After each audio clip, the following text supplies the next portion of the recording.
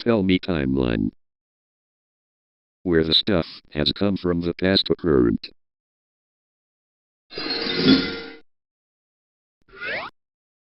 Back in October 24, 2022, Random Elmo Lore, the series was created, starting with Miniature Elmo. With that, the videos may have the same reference as Alphabet Lore. But some videos are in the different way because of JGR's ideas.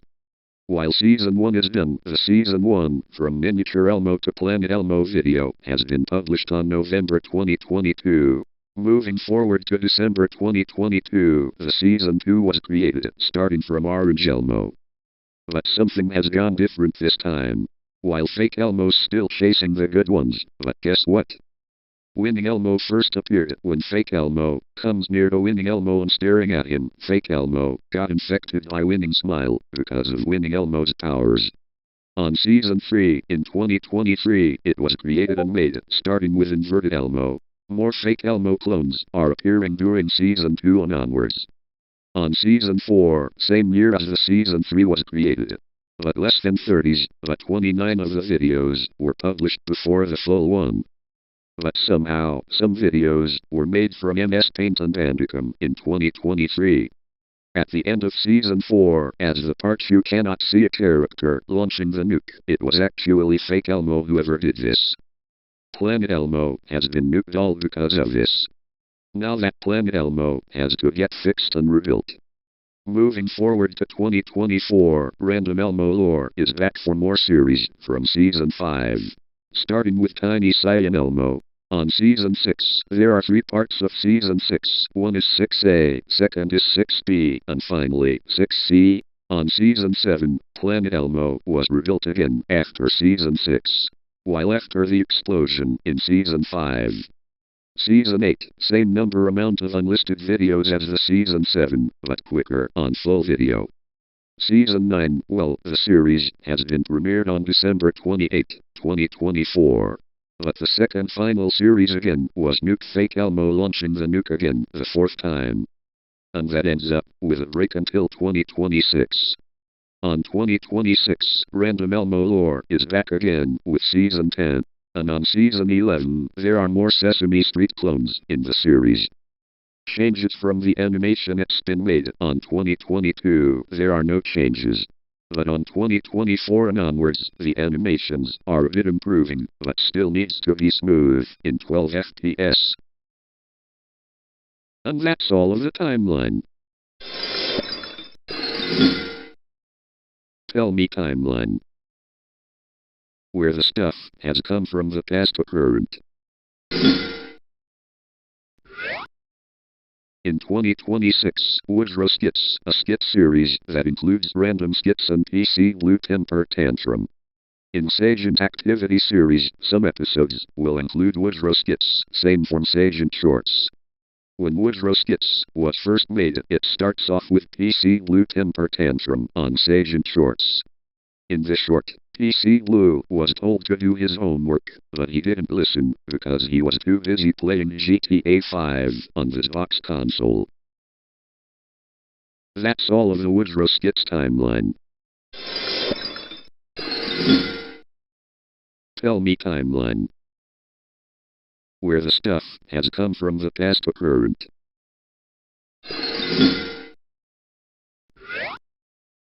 Back in 2021, Murkoleshka TikTok vs Luki returns. Aka alternate account that JGR made means that the false Murkoleshka account was created.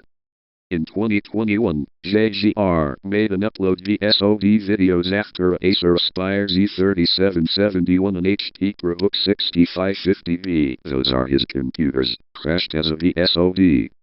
In April 28, 2021, the video, named Windows 10 SOD, was the last one, before the channel becomes inactive and not usable. After channel use, the channel is now inactive, and yes, JGR is focusing on his main channel in 2021 to upload stuff. And that's all of the timeline.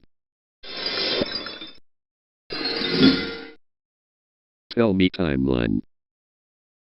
Where the stuff has come from the past to current.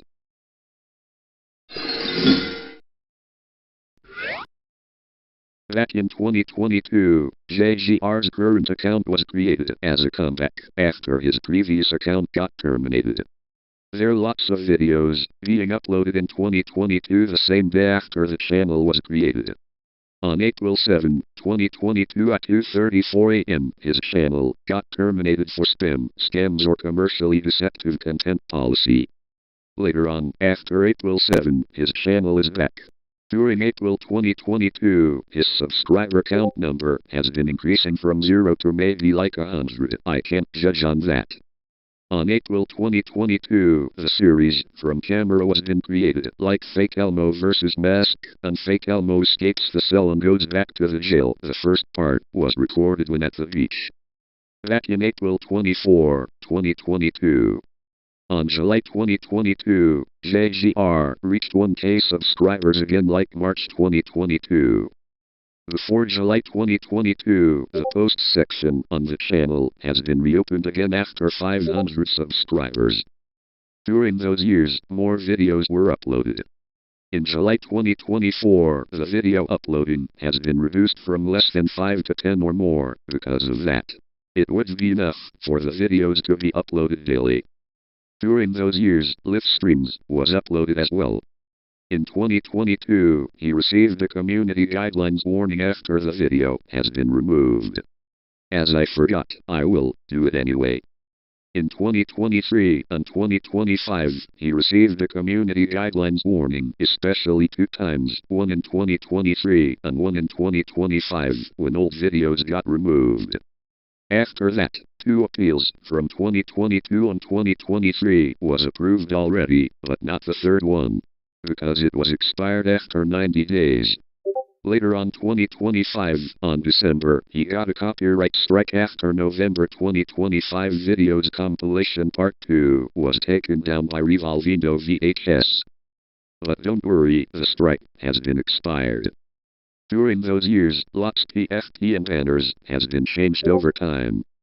But in 2025, the handle has been changed to Stryout of 2009, just like JGR's GD username on Geometry Dash. In 2026, the PFP is still the same as September 2025, but the banner was changed. On 2026, this channel hit 6K subscribers. And don't forget, I forgot to remember on April 2. Wanna know something? One day ago, it's JGR's current channel's 4th anniversary. That means 4 years of his current channel. See you in the next today's timeline. Tell me timeline. Where the stuff has come from the past to current.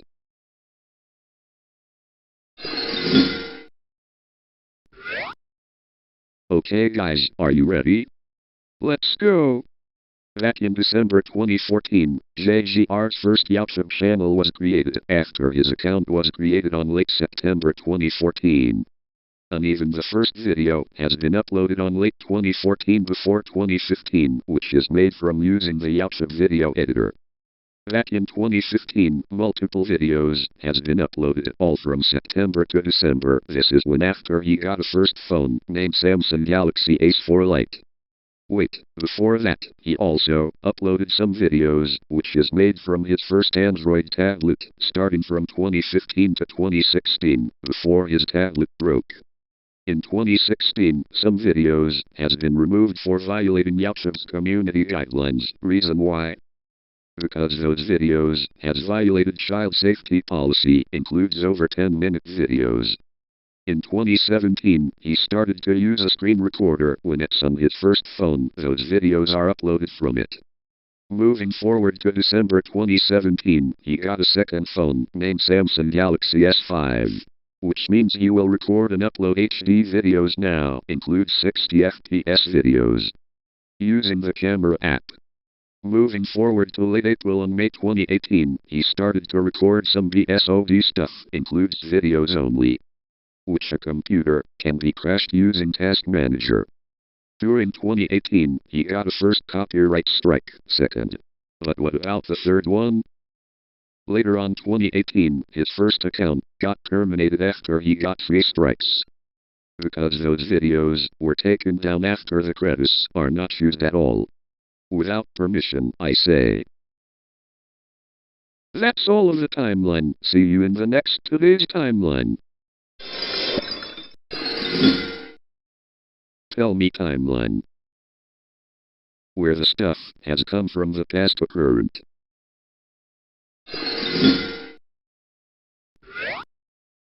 Now, it's time for the next timeline. On 2014, Paramount Network Latin America was launched on that year's Paramount Channel. On 2015, HD feed of the channel is introduced. After 6 years, Paramount Channel was renamed to Paramount Network. This happened on 2020. Moving forward to 2021, Paramount Plus streaming service launches in the region, offering a deeper catalog of Paramount Global content.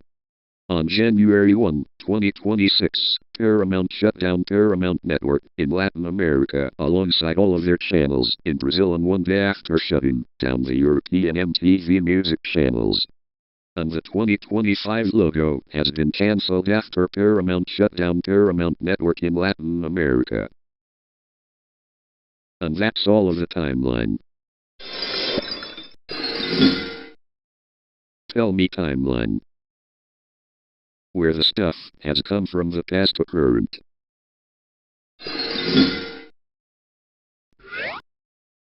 And now, for the Nickelodeon Latin America timeline. On December 20, 1996, Nickelodeon Latin America was been launched. On 1999, the channel has been rebranded and shifted to broader, public voice acting talent. Moving forward to 2000, Mundo.com has been launched, featuring Nick vs. Nick. On 2001, the regional feed split into North, like Mexico, Colombia, etc., Pacific, like Chile, Peru, Bolivia, and South, Argentina, Uruguay, and Paraguay. On 2005, the introduction of Fantabuloso Block, replaced by Nick at Night in 2006. On 2006, premiere of original production Schemo, the first locally produced live-action series. On 2008, the launch of Nick Jr. as a 24/7 channel. On 2011, feed reorganization, Mexico becomes a separate feed, Pacific and North merge into Central Feed. HD channel launch. On February 4, 2013, the launch of Nicktoons in Hispanic America. On September 1, 2020, Nicktoons in Latin America has been replaced by Nick Music. On 2021, 25th anniversary celebrations means it's Nickelodeon in Latin America's 25th anniversary in 2021. On 2023, Nick Jr. begins using EMEA assets, reducing local branding. On 2025 and 2026, Nickelodeon Brazil was shut down on January 1, 2026, due to high operational costs. Moving on to the major rebranding eras. On 2005-2009, use of the blob logo variants and 10th anniversary branding.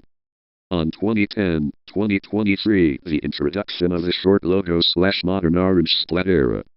And finally, 2023 to present the return of the classic splat logo and rebranding. And that's all of the Nickelodeon Latin America timeline. See you in the next today's timeline. Tell me timeline. Where the stuff has come from the past to current.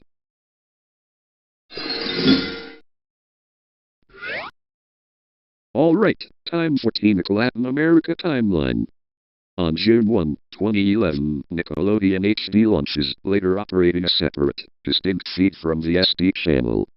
On August 1, 2016, the HD feed is rebranded to Nick 2, focusing on a simulcast of Nickelodeon's live-action content.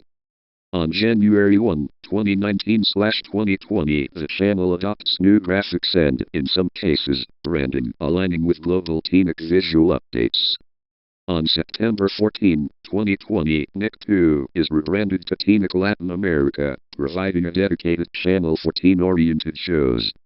On December 31, 2025, Nick Latin America officially shut down, alongside other Paramount networks like Nick Music and Paramount Network, in the region.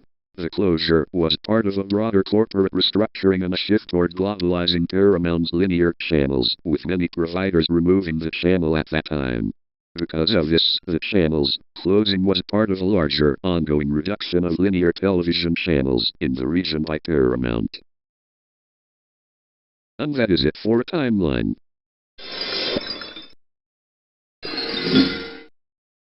Tell me timeline. Where the stuff has come from the past to current. Back in 2021, the first live stream includes using StreamYard was created back then on JGR2 Alt. It was on April 2021, actually.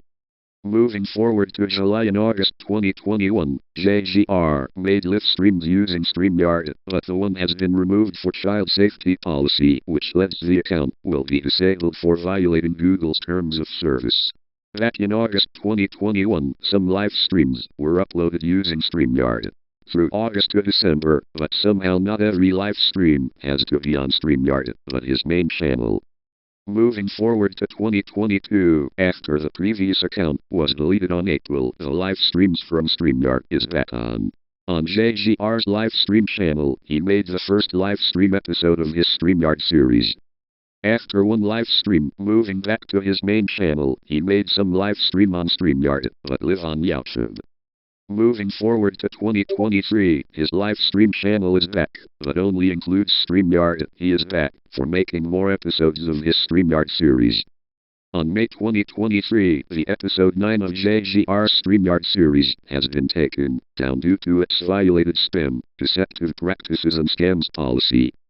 But don't worry, the live streaming feature on the channel is still enabled. On November 2023, his StreamYard channel got terminated due to its violated YouTube's terms of service.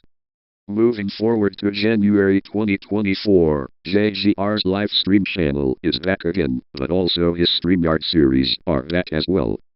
But 3 live stream episodes were made on the same year.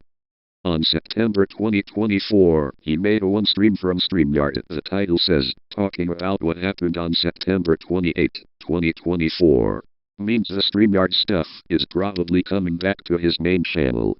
Moving forward to 2025, JGR made another one, but it is a solo one, another one like that, in September 2024. This has been done on JGR's other old laptop, named Lenovo ThinkPad X61. Since 2025, and now he will be doing less StreamYard live streams, which means he does live streams on OBS the most. But on 2026, he made 2 live streams, one on February 22, 2026, and one on March 19, 2026. Wherever will be more streams being made from StreamYard on a YouTube channel? Well, we will think about it for later. See you in the next today's timeline. Tell me timeline. Where the stuff has come from the past to current.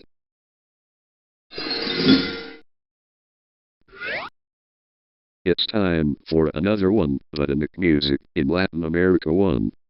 Back in 2013, Nicktoons launches in Latin America to replace Canal Toons, broadcasting animated series, but not yet music-focused. On February 1, 2017, Nicktoons is rebranded in the region.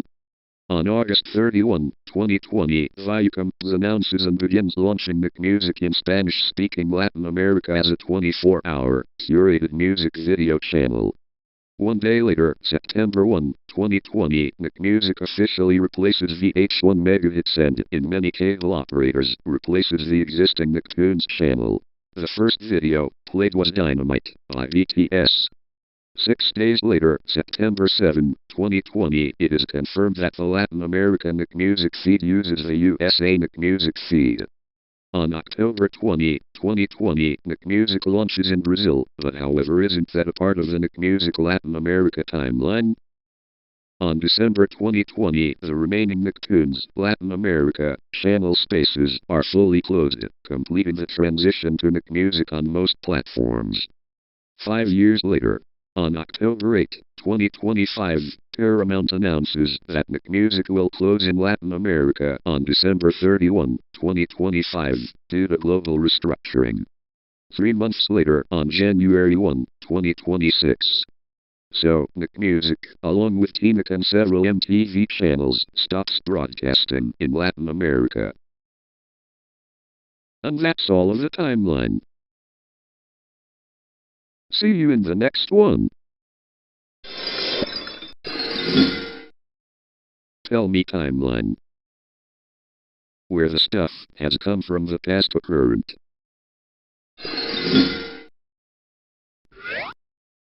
Okay, I got 3 more to do, but it's not over yet. In 1994, 1998, before becoming a Disney-branded channel, the frequency was occupied by Minimax, which began broadcasting a mix of Nickelodeon and Fox Kids programming in Spain. On November 15, 1998, launch of Fox Kids Spain. After Fox purchased Minimax's broadcasts, the channel was officially replaced by a dedicated Spanish version of Fox Kids. On 2001 to 2002, during this period, the channel aired popular animated series like 101 Dalmatians, the series, and Gargoyles. Moving forward to the Jetix era. On January 2005, following Disney's acquisition of Fox Family Worldwide, Fox Kids Spain was rebranded as Jetix on 7 January 2005. On 2005-2008, Jetix Spain became the home for action-oriented shows like Power Rangers, Digimon, and Disney-produced series such as American Dragon, Jake Long, and Kim Possible. Moving on to the Disney XD era. On September 18, 2009, the launch of Disney XD in Spain, Jetix was officially rebranded as Disney XD in Spain. It targeted a primary demographic of boys aged 6-14 with a mix of action, comedy, and animated originals. On a time-shift channel, Disney XD Plus 1 was launched alongside the main channel. On June 1, 2013, Disney XD HD began broadcasting in Spain, offering high-definition content to subscribers. On March 9, 2017, the time-shift version of the channel was discontinued. And on April 1, 2020, a final closure of Disney XD in Spain. Disney XD Spain ceased all operations. The shutdown occurred 1 week after the official launch of the Disney Plus streaming platform in Spain, as the company shifted its focus toward direct-to-consumer digital services. See you in the BBC2 timeline that I am about to go through. Tell me timeline. Where the stuff has come from the past to current.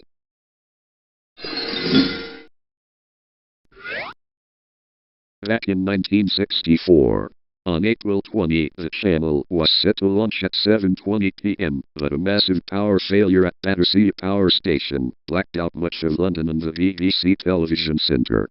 The only broadcast that night was a series of news bulletins from Alexandra Palace. On 21 April 1964, power was restored, and the children's show Play School became the first full program to air at 11 o'clock a.m. That evening, presenter Dennis Toohey opened the transmission by sarcastically blowing out a single candle. On August 1964, Match of the Day premiered on BBC Two, later moving to BBC One, featuring highlights of a Liverpool vs Arsenal match. On July 1, 1967, The Colour Revolution, BBC Two, became the first television channel in Europe to broadcast regularly in colour using the PAL system. The launch coincided with the Wimbledon Tennis Championships. On 1969, under controller David Attenborough, the channel commissioned landmark-authored documentaries like Civilization, setting a new standard for educational television. On 1970s, the channel became known for niche sports, snooker, skiing, and innovative music programs like The Old Grey Whistle Test, 1971. On September 23, 1974, CFAX, the world's first teletext service, launched on the BBC. On 1980s, cult comedy and drama flourished with hits such as The Young Ones, Yes Minister, Voyage from the Blackstuff, and Not the 9 O'Clock News. On 1991, the iconic Two brand, BBC Two, launched its famous two items, for example, the silk, copper, and lead versions, which are widely regarded as some of the most creative in TV history. On 1997-1998, the channel began its transition to digital, adopting a 16:9 widescreen format in 1998. Moving forward to the digital era. On 2000s, shows like The Office and Top Gear, relaunched in 2002, became massive global successes before eventually moving to BBC One for wider audiences. On October 2012, analog signals were switched off across the UK. CFAX was officially closed on 22 October. On 2013, BBC 2 HD launched on 26 March, replacing the temporary BBC HD channel. On 2018, the channel underwent a major visual refresh, replacing its long-standing 2 items with a series of abstract, curve-based animations. Moving forward to the modern transition. On April 2021, structural shift, the BBC scrapped the individual controller roles for BBC 1, 2, and 4, moving to a genre-based commissioning system to prioritize the BBC iPlayer streaming service. On 2023-2024, the channel continues to focus on specialist factual content and prestige dramas like Peaky Blinders, which originated on BBC 2. And on 2025-2026, rejected as part of the BBC's digital-first strategy, more linear programming is expected to migrate toward iPlayer exclusive launches, though BBC 2 remains a flagship linear destination for high-end documentaries and arts. And that's all of the BBC 2 timeline. See you in the NBC timeline that I had to go through. Tell me timeline. Where the stuff has come from the past to current.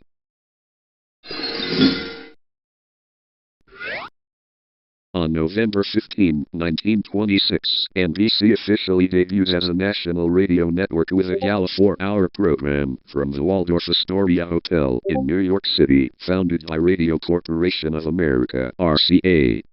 On 1927, NBC separates its radio network into 2 chains, the Red Network, Commercial/Entertainment, and the Blue Network, News/Culture.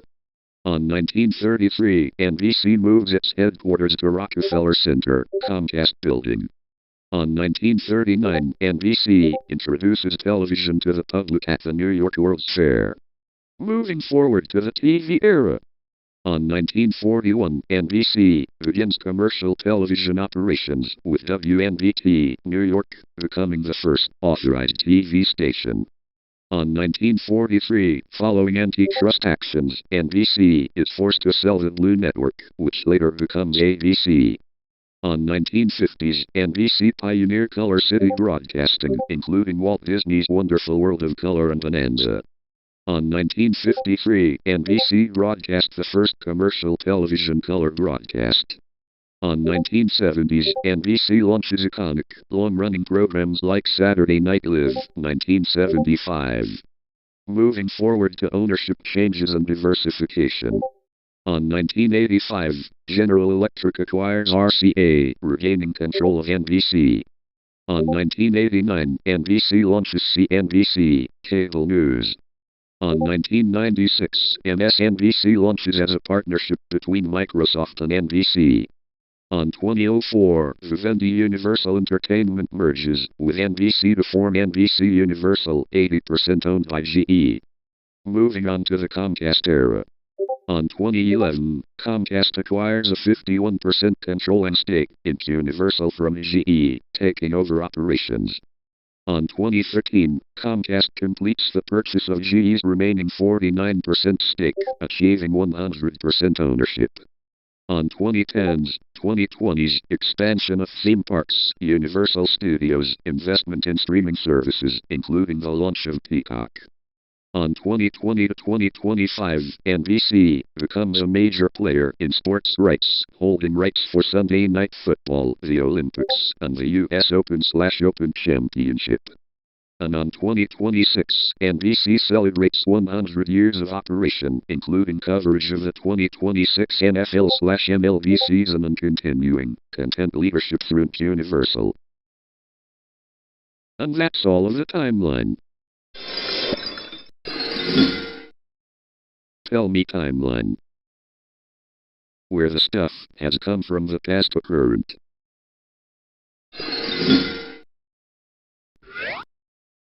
Back in 2014 or 2015, the first laptop that JGR used to have is the MacBook, and it only runs on Mac OS X 10.5. On 2016, apparently the MacBook screen is broken, but the computer still can be used. But on 2016, the first Windows laptop that JGR used to have before switching to Lenovo is the HP ProBook 4540s. Later on 2016, after attempting to install Windows 7 on HP ProBook 4540s, but it takes long time to install there, the laptop has been switched from HP to Lenovo, just for a change. After use, the laptop is inactive and it's not being used. Well, of course the Wi-Fi feature has been switched off. Back on 2017, but on late September, JGR got a new old laptop. The name is HP Pavilion DV2, and yes, it was used to do the same stuff as he does on his all-in-one PC.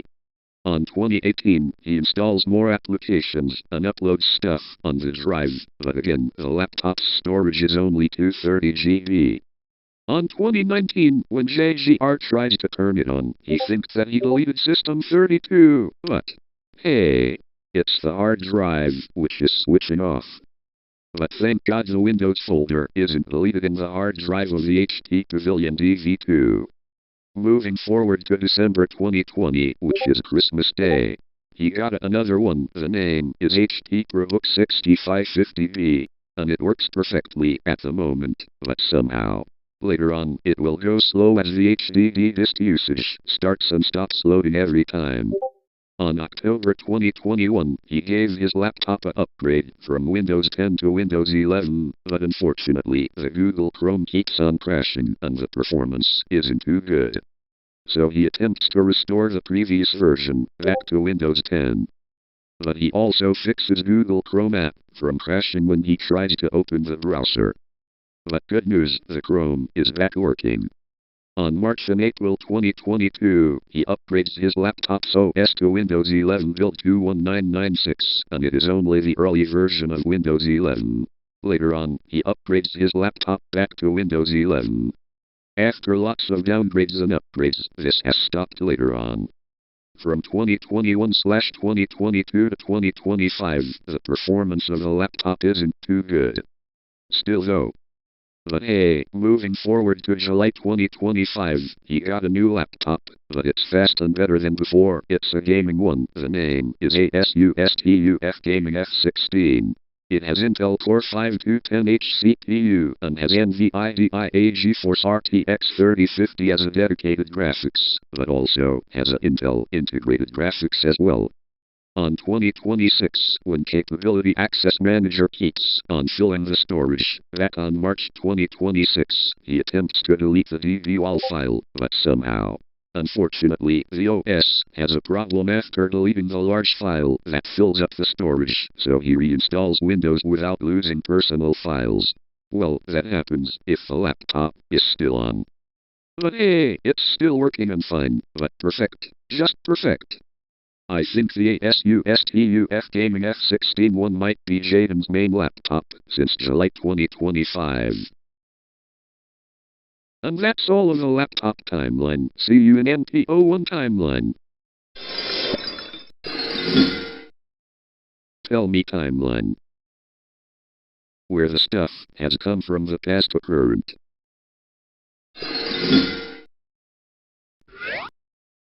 Back in late 2015, JGR got a first Samsung phone. The name is Samsung Galaxy Ace 4 Lite, which the model name is SMG313ML. The phone's been active in 2015, 2016, 2017, 2018, and 2019, until Jaden got another one. On December 2017, he got another Samsung phone. The name is Samsung Galaxy S5. Which the model is SMG900F. Pretty much the phone lasted 2 years and a quarter. On early 2020, he does downgrades and upgrades on his Samsung phone and also includes custom ROMs. On May 2020, apparently the Samsung phone was broken because it was banged forwards the computer desk. And the screen stopped working completely. The plan was to attempt to fix the S5, but apparently it is not fixable anymore. Later on October 2020, JGR got a new old Samsung phone, which is the Samsung Galaxy S7 model SMG930F. And this phone has been lasted a year and a quarter, well, less than a Samsung Galaxy S5. On April 2022, after using it, apparently his phone started to boot loop, and it never stops. We try to charge it at 10% and it still goes. Later on after the boot loop, the battery starts to inflate itself. Not on April 2022, but it doesn't explode yet. Man, I had a feeling that the phone is about to catch fire, but thank God it did not. Moving forward to 2023, after months, he finally got a new Samsung phone. The name is Samsung Galaxy A04, which the model name is SMA045F. And later, on December 2023, he got another new old Samsung phone. To be honest, it's a current one. The name is Samsung Galaxy S10e, which the model name is SMG970F. On 2023 and 2024, Samsung Galaxy A71 5G was brought to the house, but it was parts only. The phone keeps on boot looping until later on 2024. It's finally working. Sometimes the phone keeps on boot looping and sometimes it's working, but I think the motherboard of the phone is the problem. From 2025 and 2026, nothing changes. Pretty much I think these phones lasted longer without problems, sometimes except the A71 5G one. Don't forget, on 2020, Jaden got a spare phone, pretty much a smaller one, and an old one. The name is Samsung Galaxy Ace 2 GTI 8160L, which is a Latin model of the phone. And that's all of the Samsung phones timeline. See you in the Things Collector timeline. Tell me timeline. Where the stuff has come from the past to current.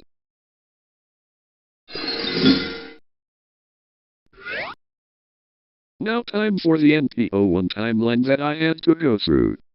Back in 1951, on October 2, the first official television broadcast in the Netherlands took place from Studio Irene in Bussum. Initially, broadcasting was limited to 3 hours per week, shared by broadcasters AVRO, VARA, KRO, and NCRV. On 1956, television ownership surged, leading to an expansion of airtime to 10 hours per week. The NTS, Nederlands Televisiestichting, began providing the daily news journal. On 1960, daily broadcasts were established between 8 o'clock p.m. and 10:20 p.m. On 1962, the channel achieved a major milestone with Open Het Dorp, the first 23-hour-long live charity telethon. Moving forward to the color era. On 1964, with the launch of a second channel, the original station was renamed Nederland 1. On 1967, color television was officially introduced on Nederland 1. On 1969, the NOS, Nederlands Omroepstichting, replaced the NTS as the coordinating body for national broadcasts. On 1980s, advertising was introduced via the STER, and the first morning television experiments began. Moving forward to the modernization and competition. On 1988, the Dutch public broadcasting system was restructured, and Nederland 1 became part of the 3-channel network, Nederland 1, 2, and 3. On 2006, public channels moved toward horizontal programming, where Nederland 1 focused on broad, family-oriented content, news, and major events. On 2009, High Definition HD broadcasting launched permanently on Nederland 1.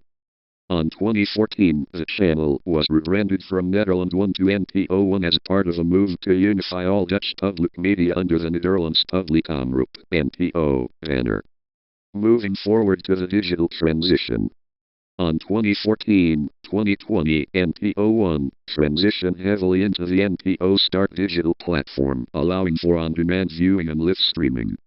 On 2021, the channel celebrated its 70th anniversary with special programming looking back at 7 decades of Dutch history. On 2024, a visual refresh of the channel's vormgeving, branding and items was implemented to modernize its on-screen appearance for NPO1 and NPO1 Extra. Moving forward to the future horizon. On 2025, the channel continues to focus on large-scale national productions, such as the documentary series Tweekanten van Ingeschiedenis, marking 75 years since the arrival of Moluccan soldiers in the Netherlands. And on 2026, high-profile historical docudramas are scheduled to anchor the programming, including a new season of Het Verhaal van Nederland focusing on WWII, set to air from March to May 2026. And that's all of the timeline. Tell me timeline. Where the stuff has come from the past to current.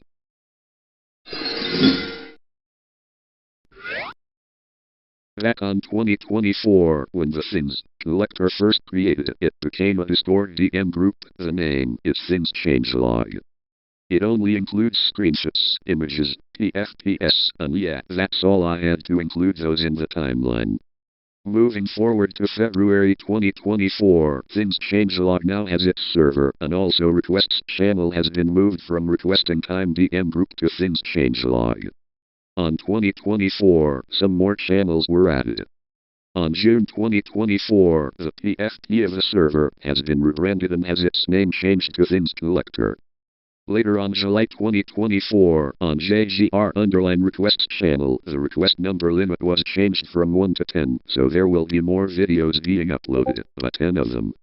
On late 2024, bonus request weekend was added on JGR_requests channel, but it only happens on Saturday and Sunday in New Zealand time.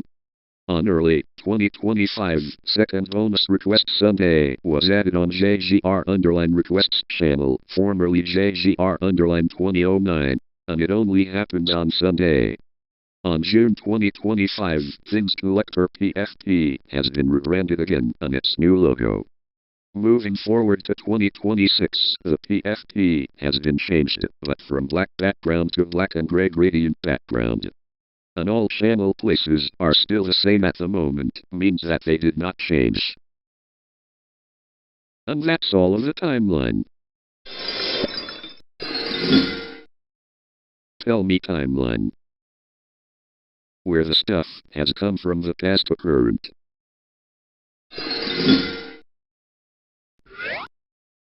Alright guys, there's only one more timeline I had to go through today.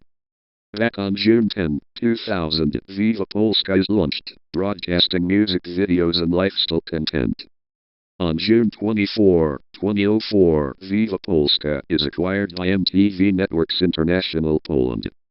On 2005-2012, the channel undergoes several rebrandings, with logo and item changes, 2005, 2009, 2012, and a switch to 16:9 format in 2012.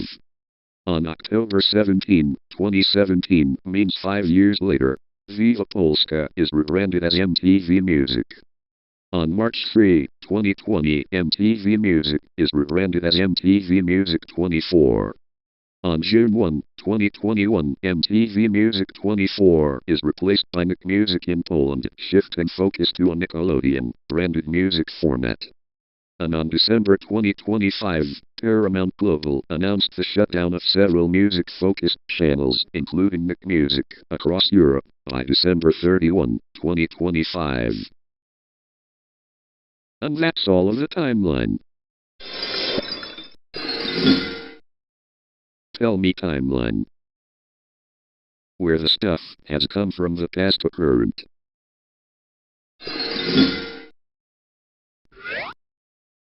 Back in September 27, 2014, JGR's first Google account was created. On 2015, some Google products has been used by this account, like Google+, Photos, Mail. After YouTube channel was created on December 2014. On 2016-2018, Google Photos data is active, means still backing up the photos. On August 2018, when JGR's first YouTube channel got terminated, but the rest of the products are still being used, not all of them. On 2019, Google Plus data has been removed because of the Google Plus shutdown. On 2020, the backup plan from Google Photos has stopped. On 2024-2025, the process photos are uploaded to the Google Photos date of JGR's first account. From 2025-2026 and onwards, nothing changes, but mail product is still active, having the emails being received too. See you in Nick Night Germany timeline. Tell me timeline. Where the stuff has come from the past to current.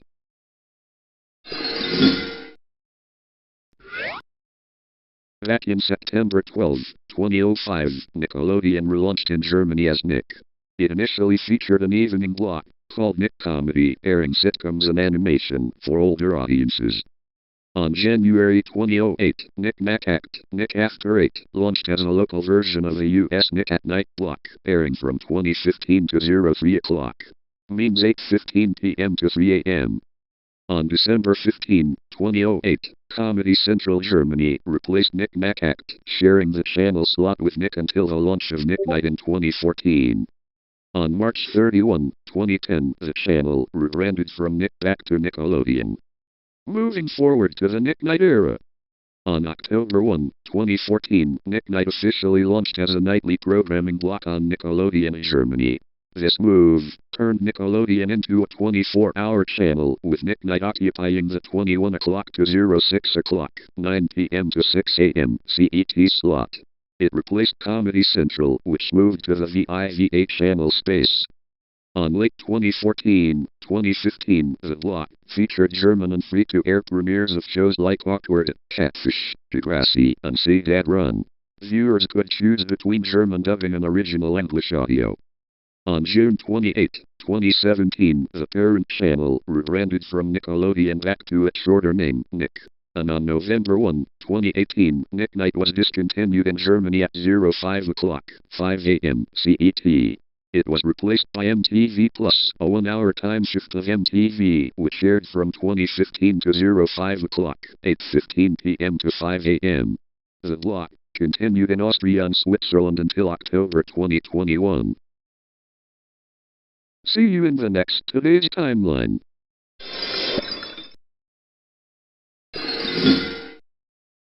Tell me timeline. Where the stuff has come from the past to current.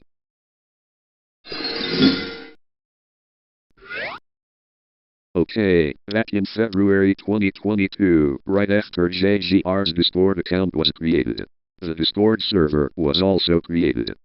On 2022, more Discord channels are added to the server. On July 2022, his Discord server was completely under control because of every members being added. This is not how you make rules.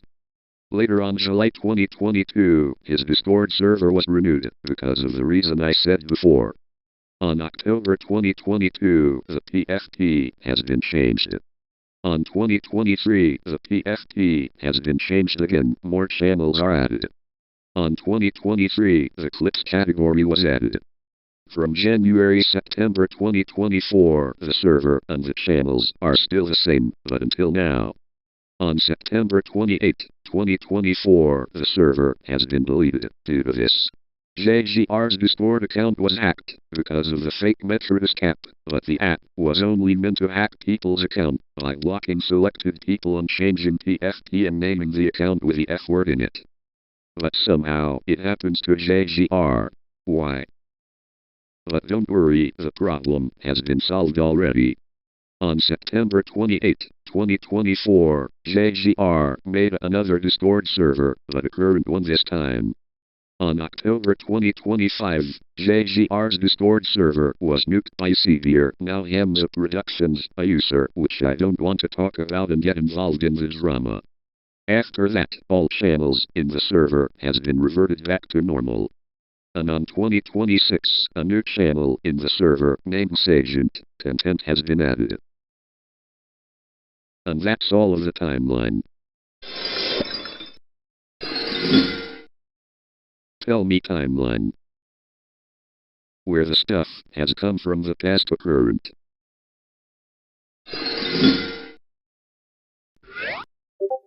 Okay, I found this as a timeline from 1500s to 2026.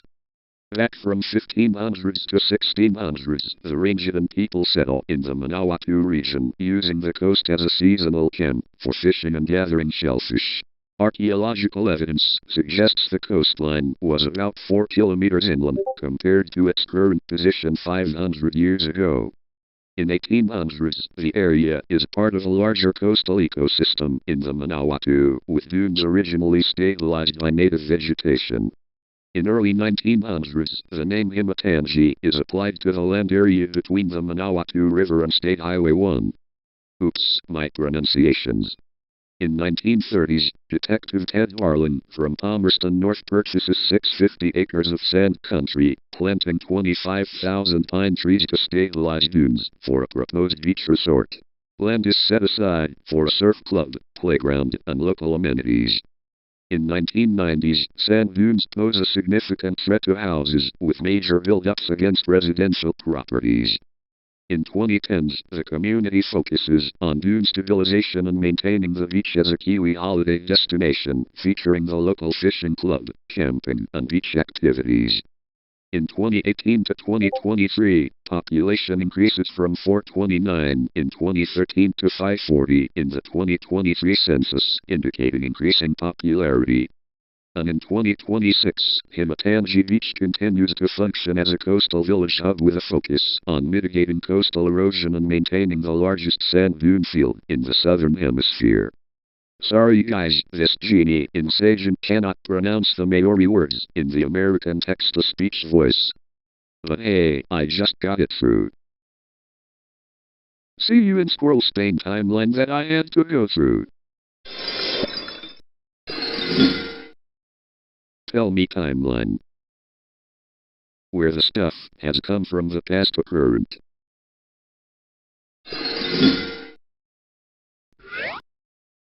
In 1998, Disney Channel Spain launches on 17 April as a pay TV channel. In 2008, Disney Channel Spain launches on terrestrial television, digital terrestrial television/DTT, on 1 July. In 2008-2024, Disney Channel remains a staple on Spanish DTT through an ownership structure involving the Walt Disney Company Spain and Net TV. On March 30, 2012, Paramount Channel Spain launches on digital terrestrial television, DTT. Spain was the first country in the world to launch this free-to-air FTA movie channel, replacing Latin. In 2015, the channel evolves from a purely cinematic focus to include international television series in its programming grid. On June 1, 2018, rebrands as Paramount Network. This change marked the first time the brand was used outside the US, moving toward a more modern general entertainment format. On December 2021, Squirrel Media acquires a 75% stake in Net TV, the license holder for the frequencies used by Paramount and Disney. On 14 February 2024, Paramount Network Spain officially switches to high-definition 1080i, coinciding with a mandatory shutdown of all SD signals on Spanish TDT. On 22 October 2025, Paramount Skydance Corporation announces the closure of Paramount Network on Spanish DTT as part of a global restructuring and shift toward digital platforms. On 1 December 2025, a digital-only version of the channel launches on the free streaming service Pluto TV Spain to maintain a brand presence after the DTT exit. On 31 December 2025, Paramount Network officially ceases broadcasting on terrestrial television at midnight. On January 7, 2025, Disney Channel Spain's original DTT signal is officially closed. The channel is replaced on DTT by a new movie-focused channel simply named Squirrel, launched by the Squirrel Media Group. On January 1, 2026, Squirrel DOS is scheduled to launch as an additional channel in the group's Spanish television portfolio. And on April 1, 2026, a relaunch of Disney Channel, Disney Junior, is scheduled to occur under a new broadcast arrangement. And that is pretty much it for a timeline. Tell me timeline. Where the stuff has come from the past to current.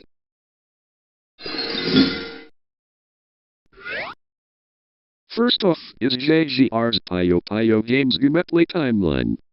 Back in 2024, JGR started off playing the first game named Puyo Pop Fever. Yep, it was a GameCube edition, but was played on Dolphin emulator. Back in July 2024, JGR first played Puyo Puyo 7, Puyo Puyo 20th Anniversary, but until later on July 2024, he first played a game that includes Tetris playstyle. Puyo Puyo Tetris. Yep, it was a PC version, not a console version on emulator. During 2024, he made battle videos after a long gameplay of PPT. On October 2024, due to JGR's PC is overheating, the PP28 videos will be moved from Dolphin emulator on PC to Dolphin emulator on mobile. On August 2024, he played the game, which is a esports one, named Puyo Puyo Champions. Yep, you heard right. It was that game. Moving forward to January to July 2025, the gameplays at the moment are smooth, but the PC one sometimes runs cool at the start but until then starts overheating. Causes that the performance will go down. Moving forward to July 2025, since JGR got a new laptop named ASUSTUF Gaming F16.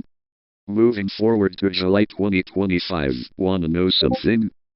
He played the game, which is different to the first Puyo X Tetris game named Puyo Puyo Tetris 2. During those, the gameplays are smoother than before. Thank God it doesn't lag, but until sometimes it's lagging because of the Intel integrated graphics is running through the game. Back in the other days before JGR played PPT2, JGR plays some more Puyo Puyo games. That includes the years 2024 and 2025. From 2025 to 2026, nothing changes, the games are still the same. But on July 2025, after JGR got a new laptop, a PC version of Puyo Puyo Tetris has been replaced with Puyo Puyo Tetris 2. And that is pretty much it. See you in the MSAgent Denmark timeline. Tell me timeline. Where the stuff has come from the past to current.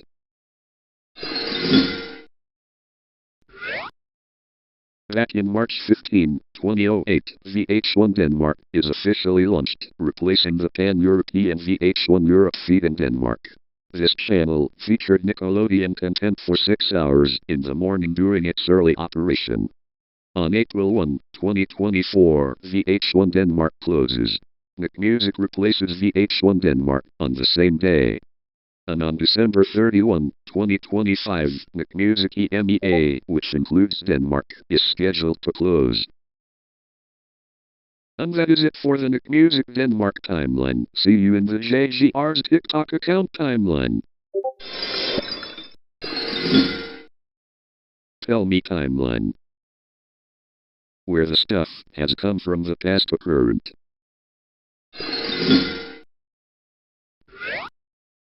Back in 2019, JGR's TikTok account was created and few shorts were uploaded. After that, later on, it was inactive. Moving forward to 2021, JGR is back with a new TikTok account. More shorts than the 2019 ones were uploaded. It was inactive from 2021 to 2022. On 2022, JGR's TikTok account was inactive again, the 2021 one.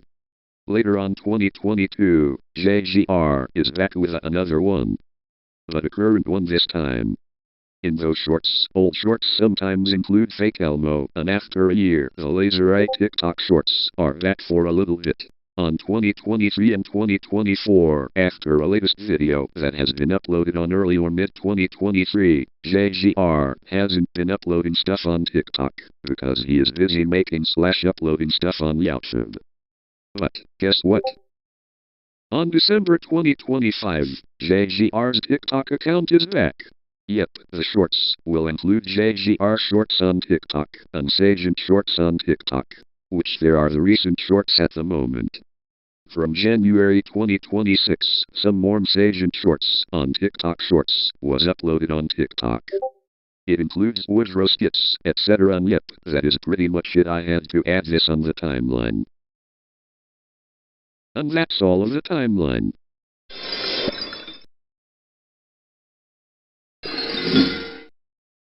Tell me timeline. Where the stuff has come from the past to current.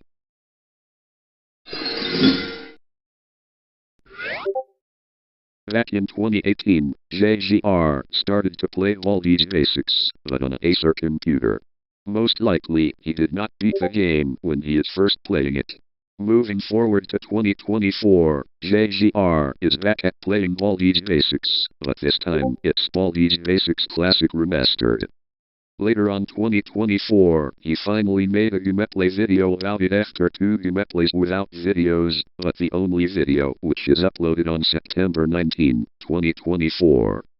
Moving forward to 2025, he made another gameplay video about Baldi's Basics again, but this time on his laptop, named ASUSTUF Gaming F16. But there's more than 2, we have 4 gameplay videos of the game in 2025, and even playing it on live stream. Later on November 2025, after he collected all 7 notebooks, JGR finally beated Baldi's Basics after he reached to the last exit after 3 ones. Which is on Baldi's Basics Classic, and a Classic Remastered one. Pretty cool, huh? On 2026, he played Baldi's Basics on a live stream, well, again. But unfortunately, he didn't have time to beat it again, but thankfully he beat the game back in November 2025, for the first time. Wherever will be more Baldi's Basics gameplay in 2026? I probably think it will be once it will be on live stream or just videos again. And that's all of the Baldi's Basics gameplay changelog timeline. See you in Comedy Central Hungary timeline. Tell me timeline. Where the stuff has come from the past to current.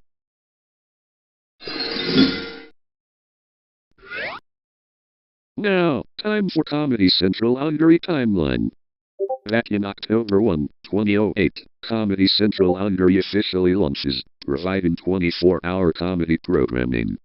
On 2008-2010s, the channel gains popularity with dubbed versions of international hits like South Park, The Daily Show, The Big Bang Theory, and Friends. On May 1, 2009, the channel shifts to 24-hour broadcasting, offering a full schedule of comedy programming.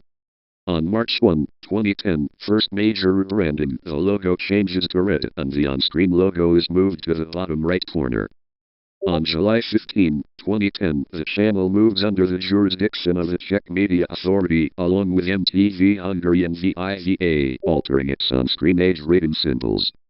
On April 1, 2011, introduction of a new, updated logo and branding used in the United States.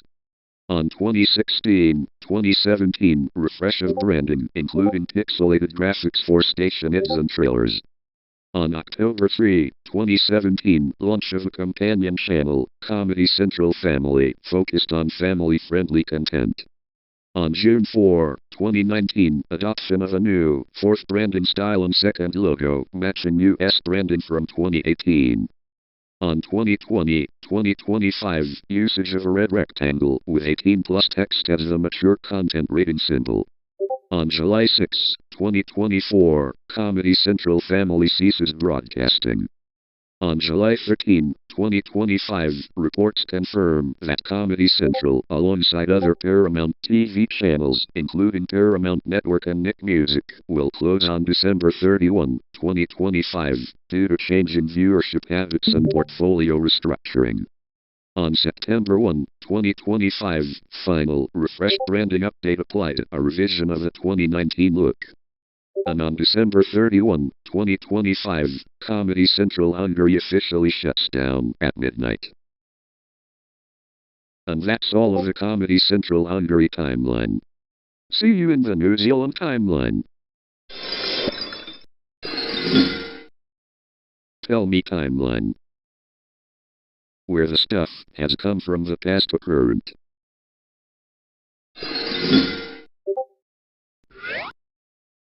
Back in 1250, 1300 ancestors of the Maori arrived by Waka, Kanos, from East Polynesia, becoming the first inhabitants, often referred to as the archaic or Moa Hunter period. On c. 1500, initial settlement expands. Early settlers hunt giant flightless birds like the moa. On 1642, shift to agriculture, sweet potato/kumara, and development of the classical Maori period. Construction of fortified forts indicates frequent tribal warfare. Iwi and Hapu. Moving forward to the European exploration and contact. On 1642, Dutch explorer Abel Tasman sights the South Island and charts part of the west coast, resulting in violent encounters with Maori in Golden Bay. On 1769-1770, British explorer Captain James Cook maps the coastline, making the first extensive contact with Maori. On 1790s-1830s, increased European contact, including sailors, whalers, and missionaries. Introduction of muskets leads to the musket wars among Maori tribes, significantly reducing populations. Moving forward to the colonial era and treaty. On 1840, signing of the Treaty of Waitangi on February 6, establishing British sovereignty while promising Maori protection of their lands and rights. On 1845-1872, the New Zealand Wars, a series of conflicts over land ownership and sovereignty between Maori and Crown forces. On 1861, gold discovered in Otago, causing a population boom. On 1893, New Zealand becomes the first country in the world to grant all women the right to vote. Moving forward to Dominion and independence. On 1907, New Zealand becomes a dominion within the British Empire. On 1914-1918, World War I, significant casualties at Gallipoli. 1915, shaped national identity. On 1939-1945, World War I, New Zealand contributes to Allied forces. On 1947, New Zealand adopts the Statute of Westminster, gaining full independence from Britain. On 1975, the Waitangi Tribunal is established to address breaches of the Treaty of Waitangi, initiating a major era of redress for Maori. Moving forward to modern New Zealand era. On 1987, New Zealand declares itself nuclear-free. On 1990s, 2000s, increased treaty settlements and growing multicultural identity. On 2011, Christchurch earthquake causes significant damage and casualties. On 2019, Christchurch mosque shootings, leading to major gun control reforms. On 2020-2022, New Zealand focuses on a COVID-0 policy, closing borders and later transitioning to living with the virus. And on 2026, rejected, New Zealand continues focusing on addressing treaty obligations, post-pandemic economic recovery, and environmental resilience. And that's all of the timeline. Tell me timeline. Where the stuff has come from the past to current.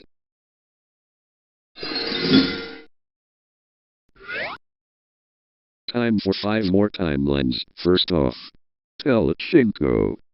Back in 1989, Gestavision Telechinko is constituted March 10 to bid for a private television license with Berlusconi, Fininvest, ONCE, and an ASG shareholders. On 1990, Tele5 begins regular broadcasts on March 3 with a gala presented by Miguel Vos and Victoria Abril. Initial programming focuses on entertainment, VIP Noche, Tutti Frutti with Mama Chicho, and news, Intrahoy y Manana. On 1993, Informativos Telechinko is formally established, succeeding early news formats. On 1997, the name changes from Tele5 to Telechinko, and the flower logo is dropped. Mediaset gains a majority stake. On 1997-1999, introduction of landmark shows like Kega Kui and Kagan Chronicas Marcianas, shifting the channel towards late-night talk and sensationalism. On 2000, reality era begins, Gran Hermano launches, becoming a massive social phenomenon and changing Spanish television. On 2003, Aki Hey Tomate begins, pioneering gossip television. On 2004, Telechinko lists on the stock market, IBEX 35. On 2005, El Programa, que Ana Rosa begins, securing morning leadership. On 2009, Salvam premieres, dominating afternoon television for over a decade. On 2011, merger, Gestavision Telechinko merges with Teatro, becoming Mediaset SPA launch of Matil, streaming on channels like Divinity and Boeing. On 2012-2017, successive formats like Lavazan Got Talent SPA. On 2018, collaboration with RTVE and Atras Media to launch Loves.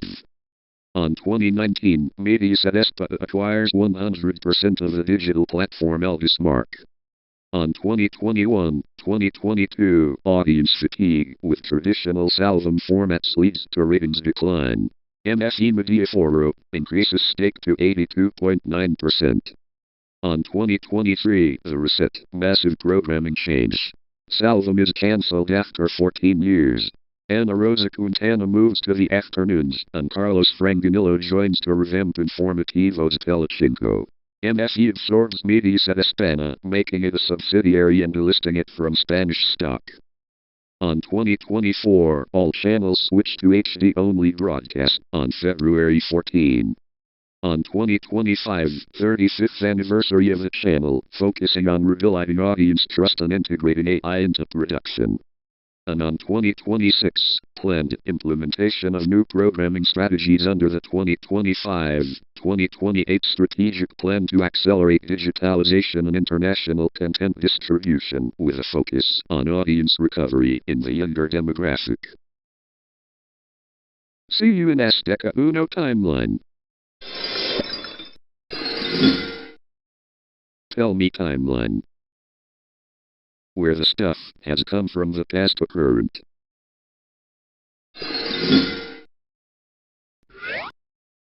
Back in 1968-1993, Canal 13 originally operated as a government-owned channel under Immovision. On 1993, privatization sold to Ricardo Salinas Pliego, becoming part of TV Azteca. On 1993-1998, operated under various names including Miles Tela, Canal Tres, and TV 13. On 1998-2018, Azteca Tres, the network, was branded as Azteca Tres, establishing itself as a major competitor to Televisa. On 2007, Azteca Tres became the first Mexican network to broadcast all content in HD. On April 1, 2018, Azteca Uno, Azteca Tres, was rebranded to Azteca Uno as part of a restructuring to align with Channel 1, featuring a new logo.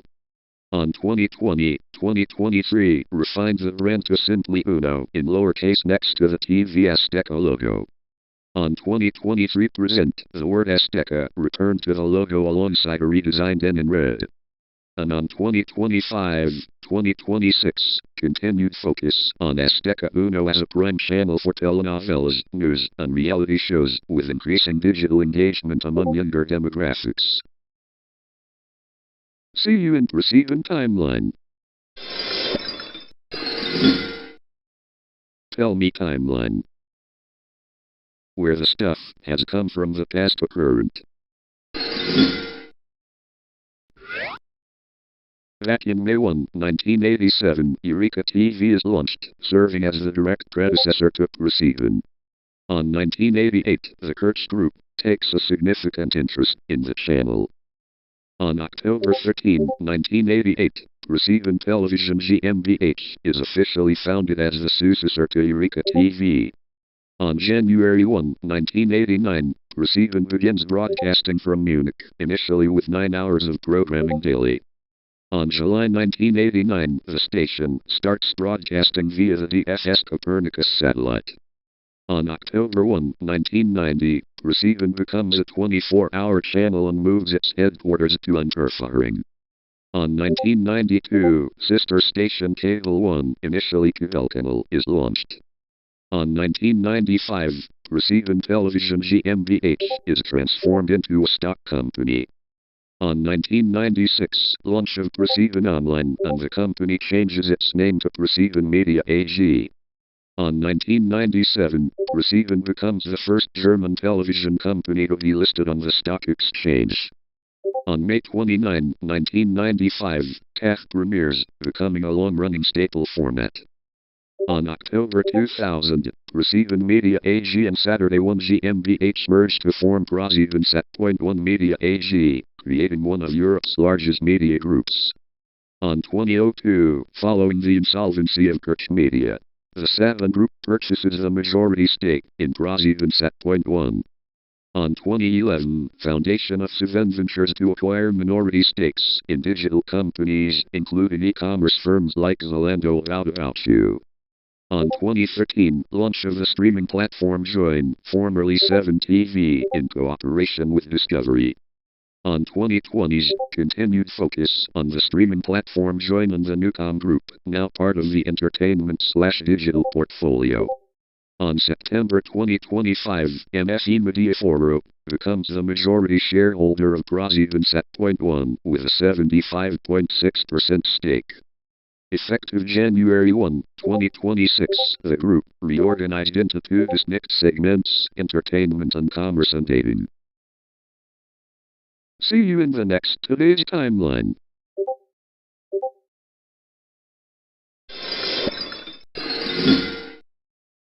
Tell me timeline. Where the stuff has come from the past to current.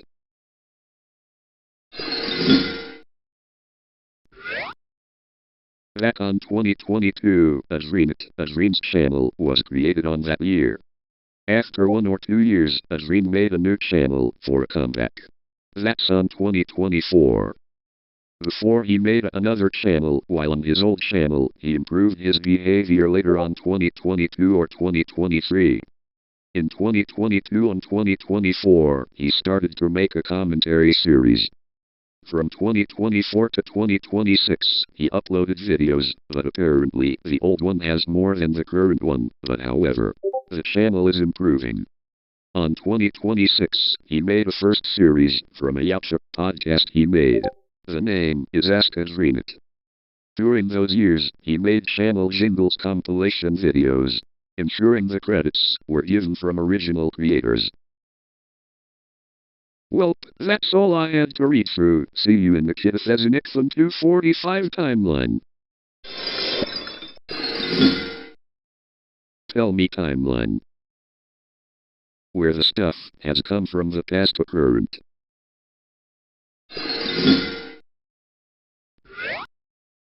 Back in 2018, Nikita's channel was created. Unfortunately, I don't have information from 2018 until I have it in 2021. Okay. Moving forward to 2020s, on 2020s, he started to make a grounded series but on Fonto and Kindmaster. Fonto plus Kindmaster equals Funky. On 2023, Nikita's channel was deleted or got terminated.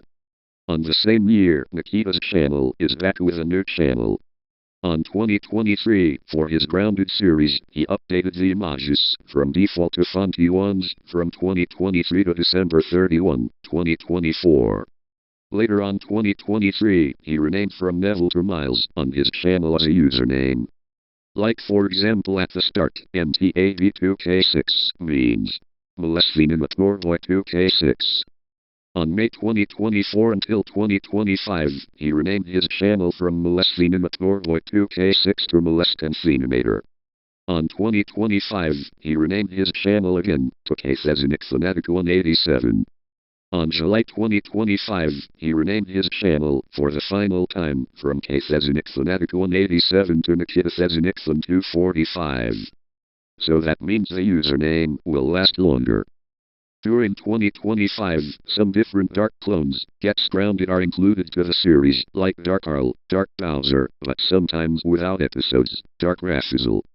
And on 2026, after Noel Erox, Gets Grounded series has ended, along with Dark Arl Gets Grounded series. The two new series named KEXE Gets Grounded and Evil Arl Naja Gets Grounded has been released to the channel and has uploaded.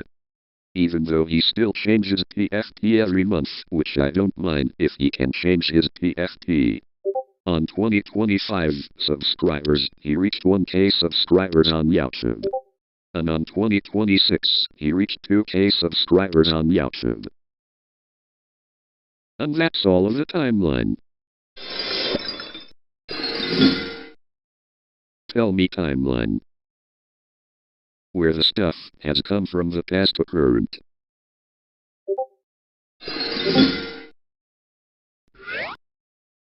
Back in 2010s, a tropical cyclone Gabriel has appeared to hit North Island. Jaden and everyone in the house has to get prepared for power cuts and all of that. Moving forward to February 14, 2023, Cyclone Gabrielle, a severe tropical cyclone that devastated the North Island of New Zealand from 12 to 15 February 2023. But on that day, when Jaden is on his Acer computer earning points on Microsoft Rewards, the power goes off, and the all-in-one PC has also turned off as well. But if what he is doing, he plays Geometry Dash on mobile and does other stuff on mobile during a cyclone. On 15 February 2023, after hours, the power comes back on. On April 12, 2026, which is the current day that the video will be uploaded on the same day, apparently there is an incoming warning cyclone that hits from Saturday night. It's the cyclone Vanu, but in JGR's area, the power will immediately go off at 10 a.m. on Sunday morning and goes back on Monday morning at 2 a.m., ensuring that JGR has charged his devices and anything that has to be done, ensure that the power banks have fully charged. Damn, that's 16 hours during the heavy rain and weather watches. See you in Sky Kids NZ timeline. Tell me timeline. Where the stuff has come from the past to current.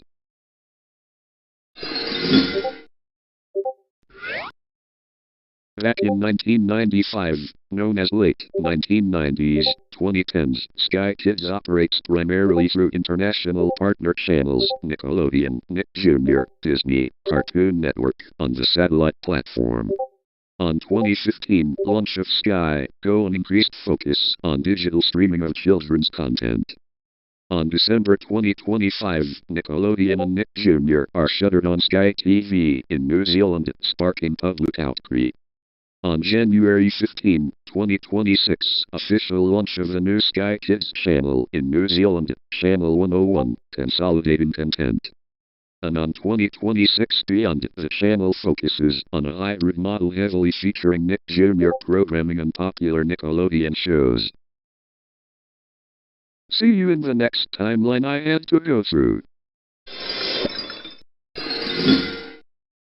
Tell me timeline. Where the stuff has come from the past to current.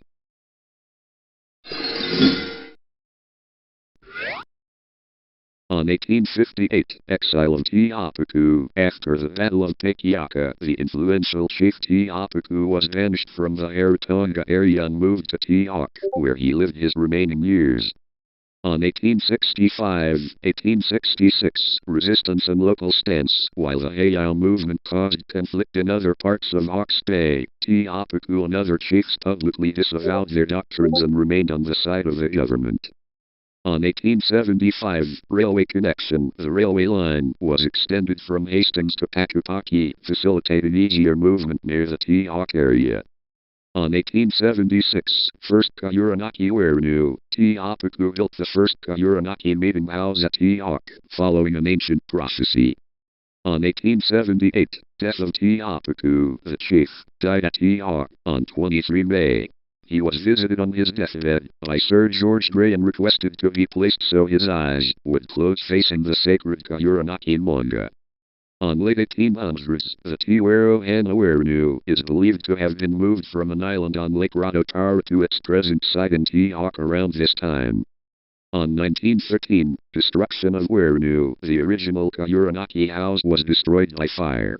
It was subsequently replaced by the current, carved and embellished meeting house. On 1925, a Papa Bank train crash. The Te Auck/Te Auck community was involved in tending to survivors of the major train crash on the nearby Papa Bank. On 1955, the local school was established, seeing its highest student enrollment in the 1960s, 32 pupils, and again, in the late 1990s, 35 pupils.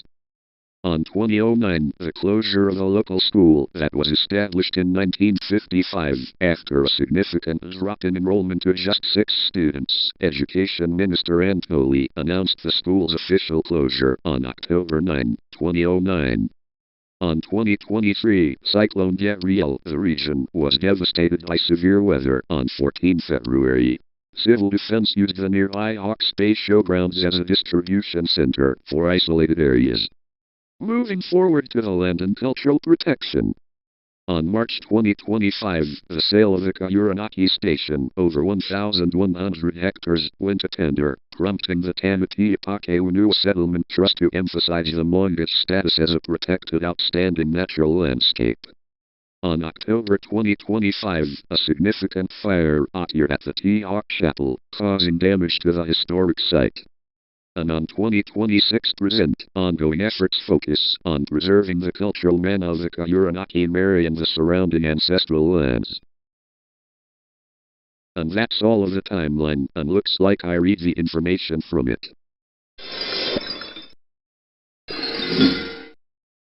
Tell me timeline.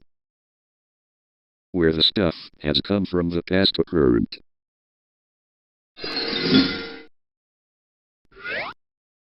Back in 1976, XHRED-FM launches as Radio VIP, featuring English news, CBS, and music. On 1980s, adds Spanish-language monitor newscasts, airing simultaneously with sister station XERED-AM. On 1991, Calson temporarily changes to XHVIP-FM. On 1995, station sold to Grupo Radio Centro, GRC, rebrands as Radio Red FM. On 2004, long-running monitor newscasts end following a legal fallout between GRC and producer and Ford. On 2013, station shortens its name to simply Red FM. On 2016, Universal Stereo swaps frequencies. On 16 May, Red FM moves to 92.1 MHz, and the Universal English Classic Hits format moves to 88.1 MHz. Red. On January 2019, XERED-AM 1110 goes off the air. Its digital signal continues on XHRED's HD subchannel. On October 2019, briefly rebrands as La Octava, a talk/news format simulcasting GRC's new TV station. On 2020, Universal format returns to 88.1 MHz on 1 June, sharing airtime with news programming. On 2022, XERED-AM returns to air, simulcasting XHRED-FM's Universal format. On 2024, celebrates its presence as a top classics in English station, La Estasi Angelos El Psychos. On 2025, GRC sells and vacates its longtime headquarters at Artculo 123 No. 90 in April after nearly 80 years. And on January 2026, the legendary program Buenos Dias ends its 50-year run, including 23 years at GRC. And that is pretty much it for a radio timeline. See you in the next timeline. Tell me timeline. Where the stuff has come from the past to current.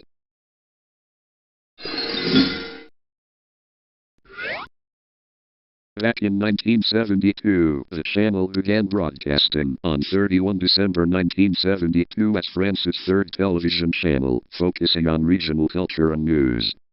On 1974, creation of FR3, following the breakup of ORTF, the state broadcaster, the channel was renamed to France Regions 3, FR3. It maintained a decentralized structure, coordinating 12 regional production centers.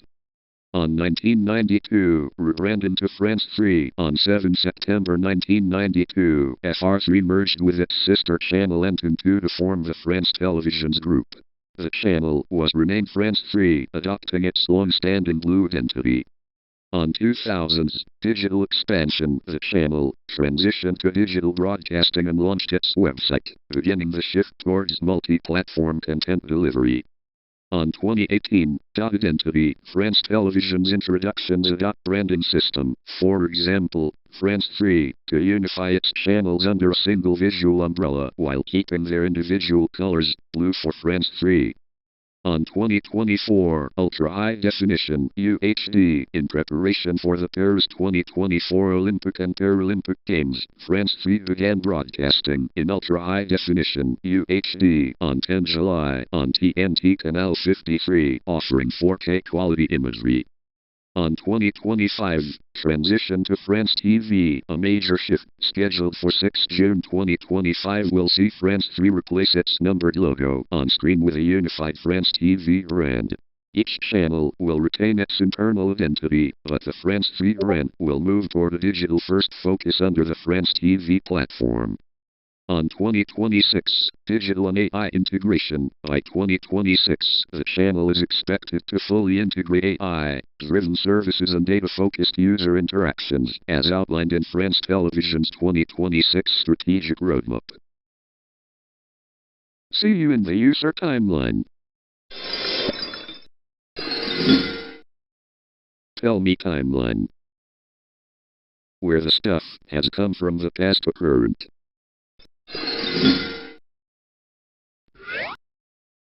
Back in 2020, Alexandre Saavedra channel was used to be created on YouTube, but later on 2020s, he got terminated/deleted.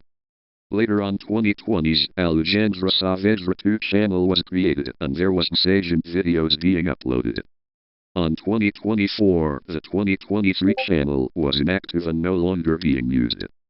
On 2024, Alexandre Saavedra 2 decided to make another channel after the previous one he had was inactive.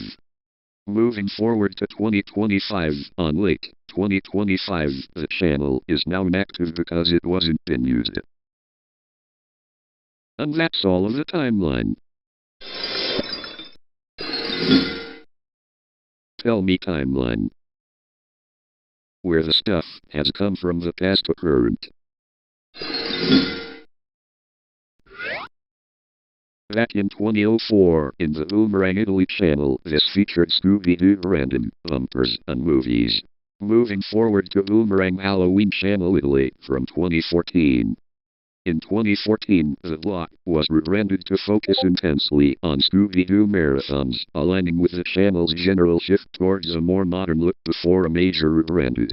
Included classic Scooby-Doo episodes, TV specials, and Halloween-themed episodes of other Boomerang shows.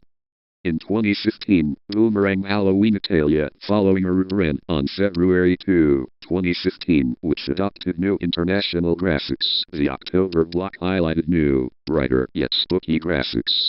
Focus remained heavily on Scooby-Doo and Spooky Looney Tunes episodes. In 2016, the rise of spooky content, the channel continued to run Halloween content during the final weeks of October. Continued featuring Courage the Cowardly Dog and Scooby-Doo specials, strengthening the Halloween theme. In 2017, one night only and reduced scheduling, following an adjustment in the channel's thematic programming, the Halloween lineup was significantly altered.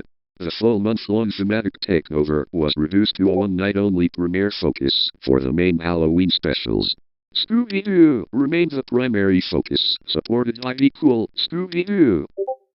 In 2018, traditional Halloween marathons, Boomerang maintained the 2017 structure, providing a high-intensity weekend of Halloween content at the end of October. Scooby-Doo films, marathons, and thematic content from the Tom and Jerry Show.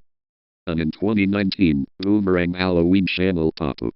The most prominent event in this time frame, where Boomerang Plus One was officially rebranded as Boomerang Halloween channel on Sky.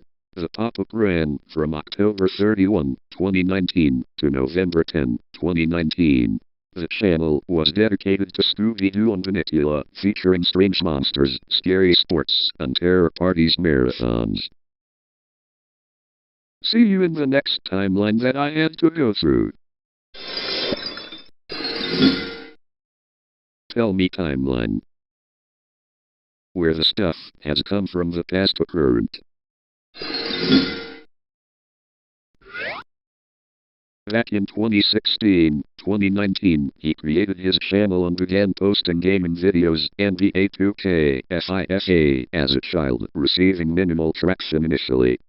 In 2020, he focused heavily on YouTube during the pandemic, utilizing TikTok to viralize his intense, loud reactions. In 2021, massive growth year, hit 100K subscribers in April and 1 million by June. Earned over $1 million for the first time. In 2022, he released the song World Cup, further accelerating his global popularity. Crossed 10 million subscribers and solidified his persona with football-focused content. In 2023, he started major international, in real-life, IRL streams, met Cristiano Ronaldo, and won Variety Streamer of the Year. In 2024, he received the Diamond Play button from the YouTube CEO, appeared at WWE events, and hit 30 million subscribers.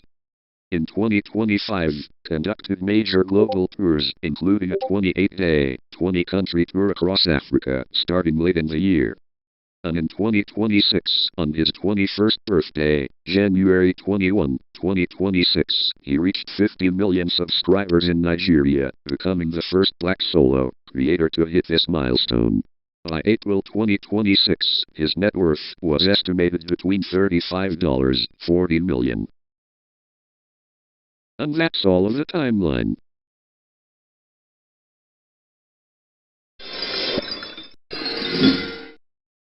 Tell me timeline. Where the stuff has come from the past to current.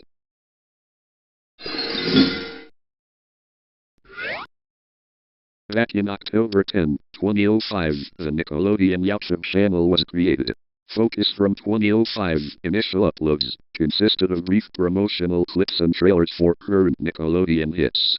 On 2006-2008, Nick Extra. Era content shared online, referencing Nick's TV branding. On 2011, Nickelodeon begins expanding its digital presence, mimicking the Technicolor Madness and Orange screen rebrands occurring on television. On 2013, increased focus on high-definition clips and behind-the-scenes content of live-action shows. On 2017, channel aligns with Nickelodeon's Kids First on-air rebranding. The growth is massive influx of content, including full-length music videos, fan-favorite clips, and curated playlists for SpongeBob, Henry Danger, and The Loud House. On 2019, expansion of digital native content and influencer collaborations. Moving forward to the split and modernization. On August 2023, Nickelodeon rebranded its dedicated animation channel, formerly Nickelodeon Cartoon Universe / Nick Animation, to Nicktoons, focusing on sneak peeks and content like rock, paper, scissors. On 2023-2026, main channel adopts the Splat Zone aesthetic, focusing heavily on nostalgia alongside current hits. And on 2024-2026, the channel becomes a primary source for exclusive behind-the-scenes looks at new projects like Avatar on The Last Airbender, 2026 movie, and PAW Patrol, the Dino movie. And that's all of the timeline. Tell me timeline. Where the stuff has come from the past to current.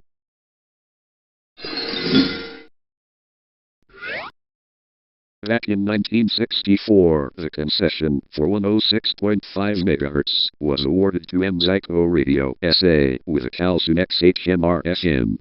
On late 1960s and early 1970s, the station's Calsun was changed to XHAVC-FM, reflecting its common ownership with XEAVC-AM 760. On 1977, sold to Fmula Meldica, part of the Guadalajara-based Ondas de Alegra Group. The Calsun was changed to the current XHD-FM. On 1977-1981, broadcasts romantic and ranchera music in Spanish. On 1981, format changed to La Nueva Onda, focusing on ballad music. On 1985, the 1985 Mexico City earthquake severely damages the station's facilities, forcing a studio relocation. On 1986, Ondas de Alegra is dissolved. Grupo ARTSA takes over operation.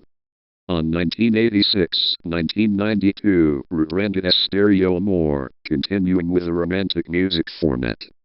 On 1992, the station rebranded as Amore 106. Moving forward to the ACIR era mix. On 1995, Grupo ACIR acquires XHD-FM and its sister stations, XHPOP and XHM, from Grupo ARTSA. The station is rebranded to its current name, 106.5 Mix. On 1995 to present, the format shifts to contemporary music in English, specializing in hits from the 1980s to the present. On 2003, Grupo ACIR introduces advanced audio broadcasting technology, HD radio, to its stations, including XHD-FM. On 2010-2014, during this period, the station saw intense competition from other pop formats and underwent various tweaks to its playlist. And on 2020-2026, the station solidified its position under the Mix brand, focusing on adult hits in English, while neighboring frequencies in the ACIR portfolio transition through Match and other formats. See you in Nickelodeon's YouTube channel timeline. Tell me timeline. Where the stuff has come from the past to current.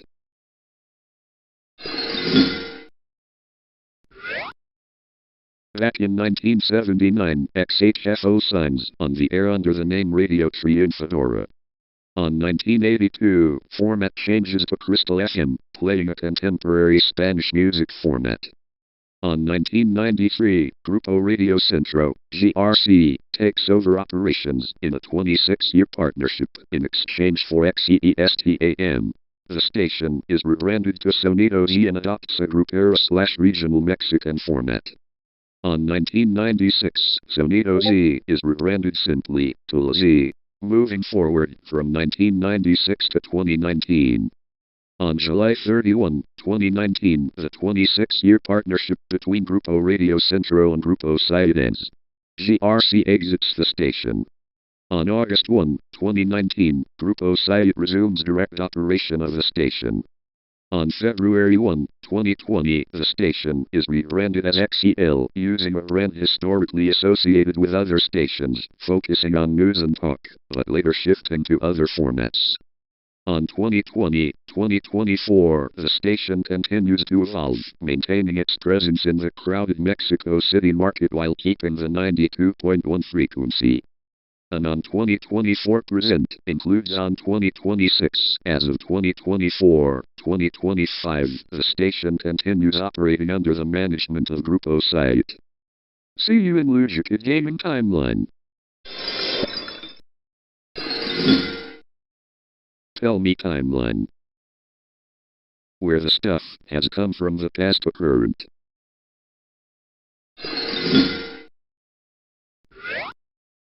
On pre-2010s, while the channel was established later, the 2007-2009 period marked the time of significant gaming evolution, with Wii/PS3/360 generation influencing future content creators. On early 2010s, the inception of Lujica Gaming as a channel focused on Nintendo, specifically Mario, expanding into the emerging X and horror trends. 10 years later, on 2020, hosted a major EXE game jam where creator Joetaboy submitted Sonic PC port, featuring Lujica as the canonical player.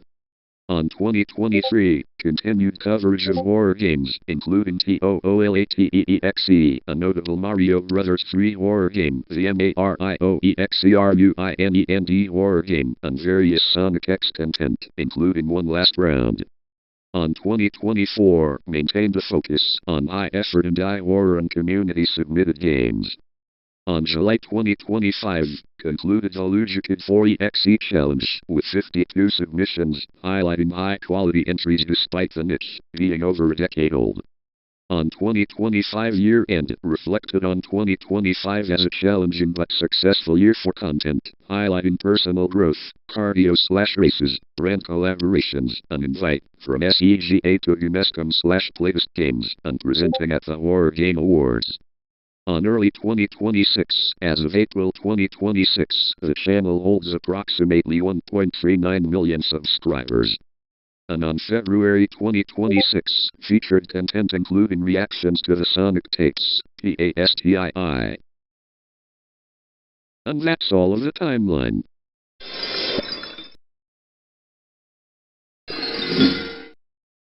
Tell me timeline. Where the stuff has come from the past to current.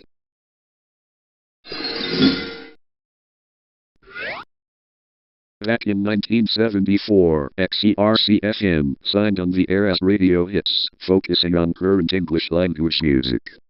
On 1975, concession was sold from Radio Popular, PMZico, SA to Radio Central de la Provincia. On August 1988, rebranded to Stereo 97.7 and shifted format to mostly Spanish-language pop. On 1990s, 2000s, evolved into a general contemporary hit radio (CHR) station, blending Spanish and English pop/rock. On 2010s, 2020s, continued operation as a mainstream FM station in Mexico City under Radio Centro, adapting to digital trends and evolving pop formats.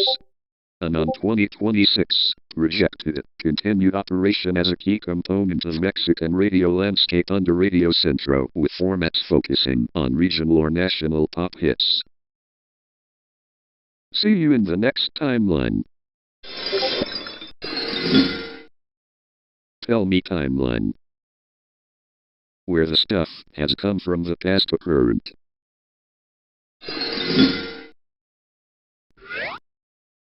Okay, moving on to the Jack Jellyfy timeline. On 2007-2008, Terry and Michael Wang, founders, began creating short animations and exploring YouTube. On March 2008, the Jack Jellyfy YouTube channel is created. Moving forward to the VFDI era. On January 1, the first episode of Battle for Dream Island, VFDI, is released. It becomes a pioneering object show on YouTube. On 2012, VFDI Season 1 concludes. On 2012-2013, Battle for Dream Island again, VFDIA, begins, introducing more characters and complex animation. On late 2013, VFDIA goes on hiatus due to the workload, later leading to a spin-off. On 2014-2015, IDFV, the intended second season of VFDIA, is released, but only one episode is produced. Moving forward to the expansion era. On June 2017, Battle for VFDI, VFV, is announced, marking a massive resurgence for the channel. On 2018-2020, VFV Season 4 runs, introducing Foreign X and significantly growing the subscriber base. On 2020, the channel celebrates its 10th anniversary of the first episode and experiences high growth, passing 500 million total views. On December 2020, VFV is split into two shows, the remainder of VFV and a new show, The Power of Two, TPOT. On 2021-2023, The Power of Two, TPOT, production kicks into high gear, releasing longer, more polished episodes. Moving forward to the recent history and future. On February 2024, the channel celebrates 16 years of activity. On 2024, continued release of TPOT episodes and the continuation of VFDIA, which returned in 2023. On September 2025, continued growth and development of the VFDI universe. And on January 2026, ongoing releases and content surrounding the 16th year of the channel, including thematic, world-ending events in the series. And that's all of the timeline. Tell me timeline. Where the stuff has come from the past to current.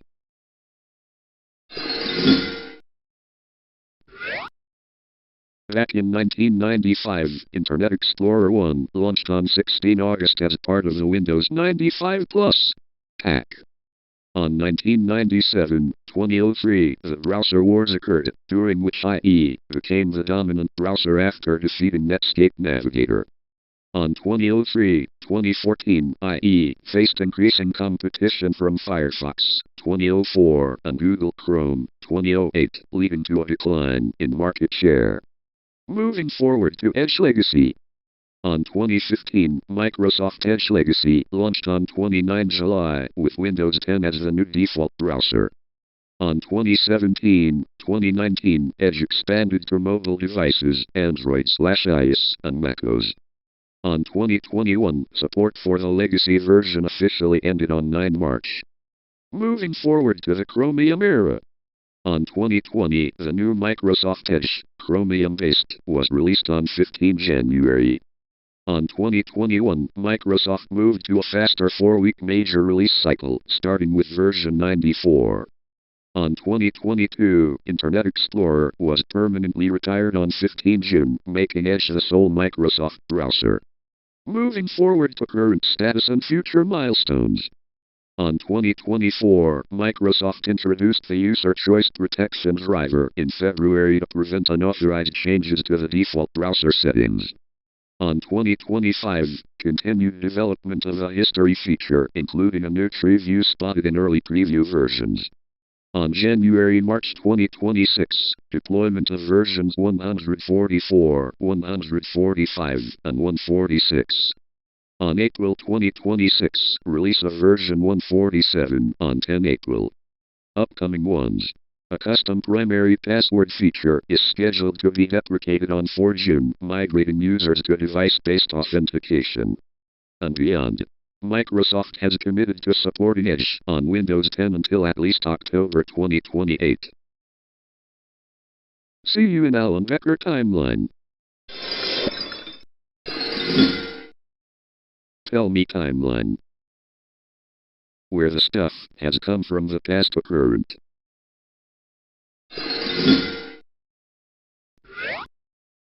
Back in 2006, at age 17, Alan Becker released the original Animator vs. Animation on June 3. It featured Victim, a stick figure that broke free from its animation box. On 2007, Animator vs. Animation 2 introduced the Chosen One, TCO, a powerful figure that escaped to the desktop. On 2011, Animator vs. Animation 3 saw the creation of the Dark Lord, TDL, who eventually teamed up with TCO to destroy Alan's computer. On 2014, after a successful Kickstarter, Animator vs. Animation 4 introduced the Second Coming, TSC, marking a shift from conflict to cooperation between Alan and his animations. On 2015, Animation vs. Minecraft, AVM, debuted, launching what would become one of the channel's most popular sub-series. On 2017, expansion into other platforms, with Animation vs. YouTube. On 2018, Season 2 of the main series began, with a virus, Ava 5. This year also saw the epic showdown battle against the Dark Lord. On 2019-2020, the release of the flashback, Ava 7, and the showdown, Ava 8, concluded the major virus-themed story arc. On 2023, Season 3, kicked off with episodes like Wanted, Ava 9, and The Box, Ava 10, reintroducing the character Victim as a corporate antagonist. On 2024, Victim, Ava 11, was released in December, officially merging the early lore with the modern era. On 2025, Hacker, Ava 12, is slated for release in September.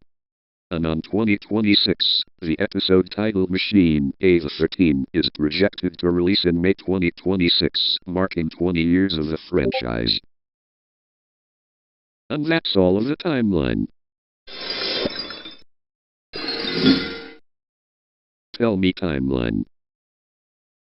Where the stuff has come from the past to current.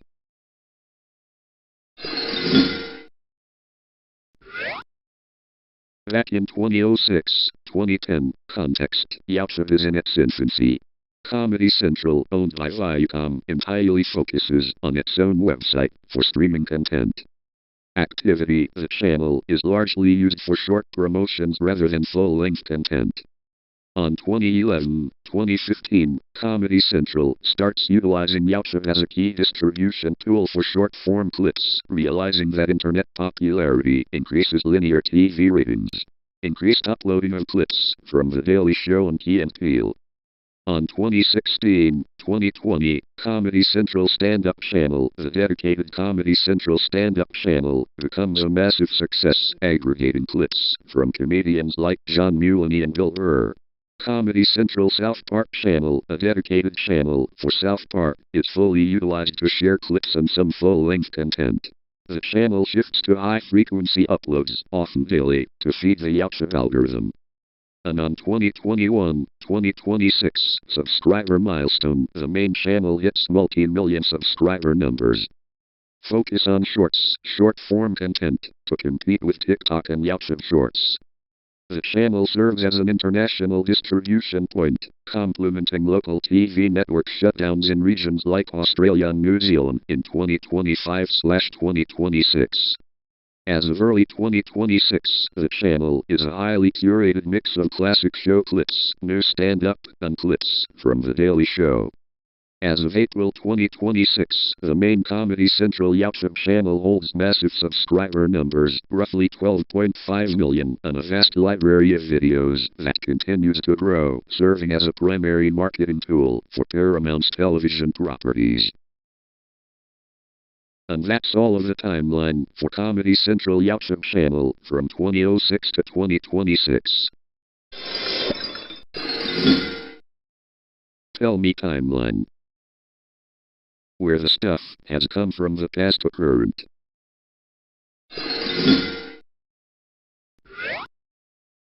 Back in February 1, 2012, the channel officially launched across Latin America, initially replacing the VH1 SD signal on many providers. On 2014, expanded local stand-up specials in Mexico, Colombia, and Argentina, establishing the brand's presence in the regional comedy scene. On February 8, 2016, premiered the first season of Drunk History, El Lado Borroso de la Historia, the Latin American adaptation of the popular U.S. format. On April 2016, announced Lip Sync Psycho, a co-production with TV Azteca. On February 2019, adopted the new global visual identity, including the Comedy Sans typeface and a refreshed logo, designed to better frame short-form social media content. On 2020, production of many original shows was delayed or altered due to the COVID-19 pandemic.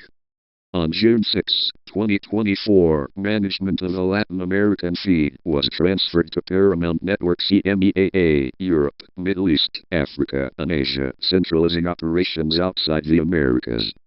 On October 7, 2025, Paramount announced the closure of the Brazilian feed, which officially ceased operations on 31 December 2025. But not the Latin America feed. And on 2026, the Hispanic Latin American feed remains operational. Recent broadcasts continue to feature a mix of classic animation like SpongeBob SquarePants for promotional events and long-running hits like South Park. See you in NHK General TV Timeline. Tell me timeline. Where the stuff has come from the past to current.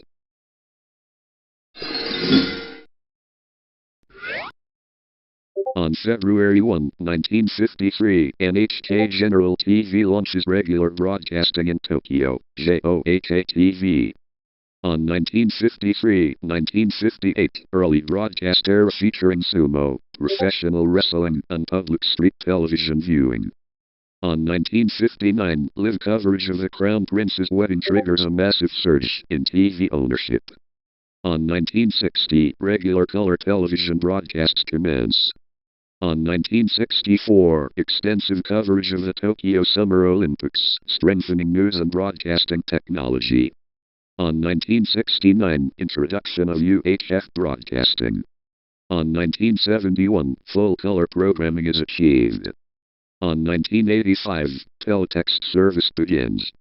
On 1987, rebranding with new logo and items. On 1989, full-scale satellite broadcasting launches. On 1994, High Vision HD TV test broadcasts begin. On 1995, launch of International Television Services, NHK World. On 1997, NHK General begins 24-hour broadcasting. On 2003, Digital Terrestrial Broadcasting, JOAKD-TV, begins on December 1. On 2006, MSAgent service for mobile receivers launches. On 2008, NHK On Demand, pay-per-view VOD, launches. On 2010, switching to full 16:9 image format. On July 2011, analog broadcasts end, except in areas severely affected by the 2011 Tahoe earthquake. On March 31, 2012, full transition to digital-only broadcasting nationwide. On 2013, launch of NHK iBroadcast, combining broadcasting and internet. On 2018, 4K/8K Super High Vision broadcasts begin.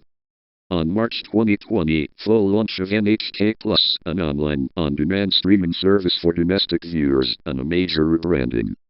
On 2023, VS services are reorganized into 3 channels, VS, VSP 4K, and VS 8K. And on 2026, continued focus on digital content delivery and 8K broadcasting, with 2026 strategies likely emphasizing 5G broadcasting technologies and strengthened NHK Plus streaming integration. See you in NEOX Spain timeline. Tell me timeline. Where the stuff has come from the past to current. Back in 2005, NEOX officially launches on 30 November as Antenna NEOX. It was one of the first channels created specifically for Spain's new digital terrestrial television platform. On 2006, the channel begins airing popular international series like True Calling after their debut on its sister channel, Antenna 3. On 2009, rebrands as NEOX 8 as part of a temporary numerical branding strategy across Antenna 3's secondary channels. On 2010, reverts to the name NEOX, which it has maintained since.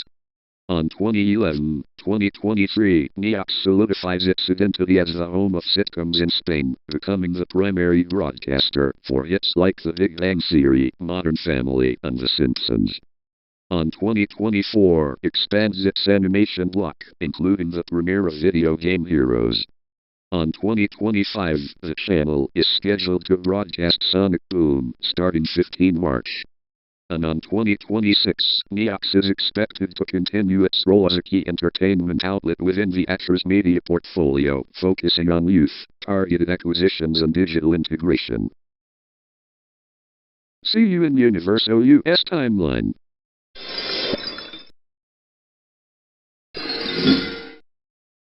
Tell me timeline. Where the stuff has come from the past to current.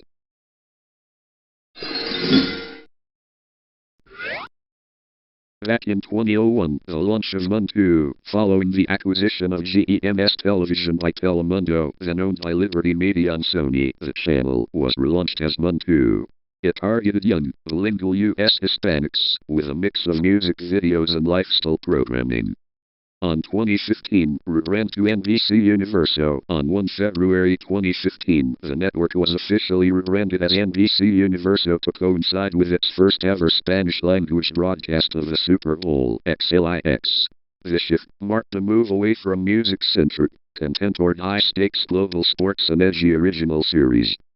On 2017, simplification to Universo. In early 2017, the network dropped NBC from its primary title, becoming simply Universo. The update introduced a more modern, Spanish identity-focused logo, while maintaining the iconic NBC peacock to signal quality and prestige. On 2020's digital and sports expansion, the channel expanded its digital footprint with a Universo Now app, providing on-demand access to hit reality shows like La Romania and The Riveras alongside major sporting events. And on 2026, present-day focus, as of April 2026, Universo continues to serve as a key sports hub for Universal, providing extensive coverage of global events. It remains a primary destination for Spanish-language audiences seeking premium sports franchises and original entertainment. See you in Cartoonito Latin America timeline that I had to go through. Tell me timeline. Where the stuff has come from the past to current.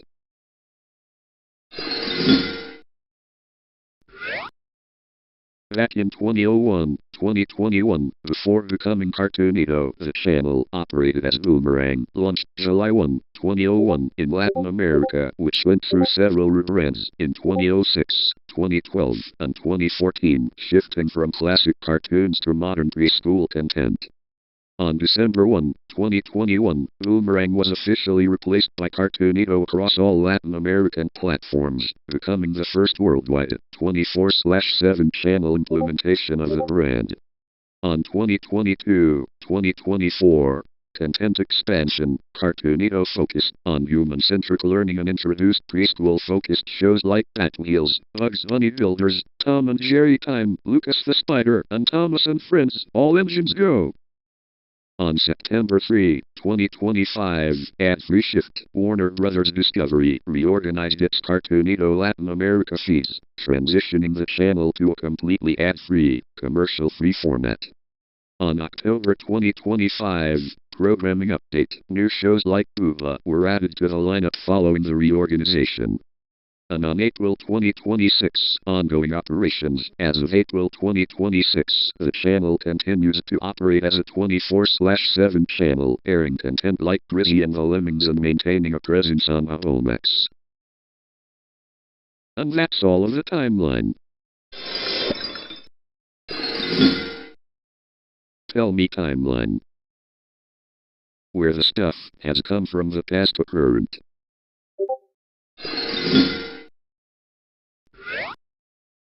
Back in early 2010s, even though we are going through those from 2011 to 2025, operated as part of LAPTV, focusing on Hollywood blockbusters with high-definition content. On 2017, full brand system redesign completed.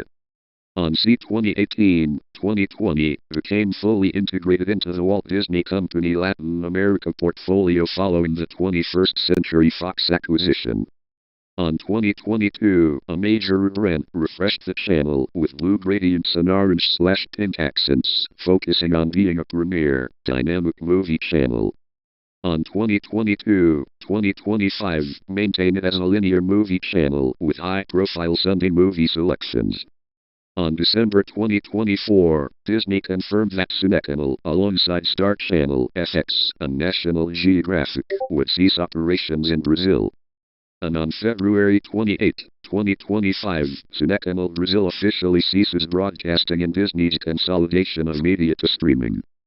Please note that the closure only affects Brazil and not the Spanish-speaking Latin American market. See you in the next timeline. Tell me timeline. Where the stuff has come from the past to current.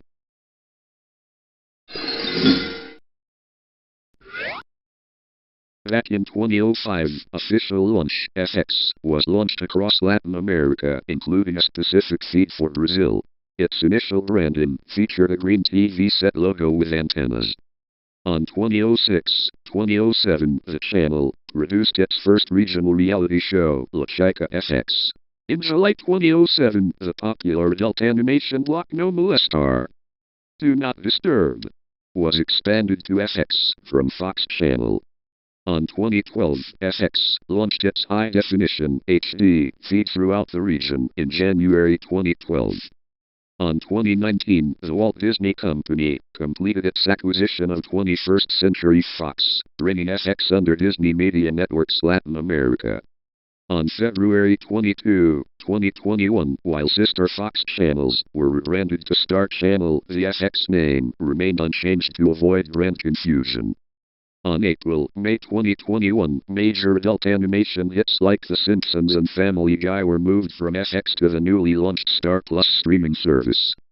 On 2025, Brazilian closure on February 28, 2025, FX, along with other linear Disney channels, ceased operations in Brazil due to high costs and declining cable ratings. And on 2026, Hispanic American continuity. As of 2026, the Hispanic American feed of FX continues to operate independently from the closed Brazilian market. See you in the next Today's Timeline.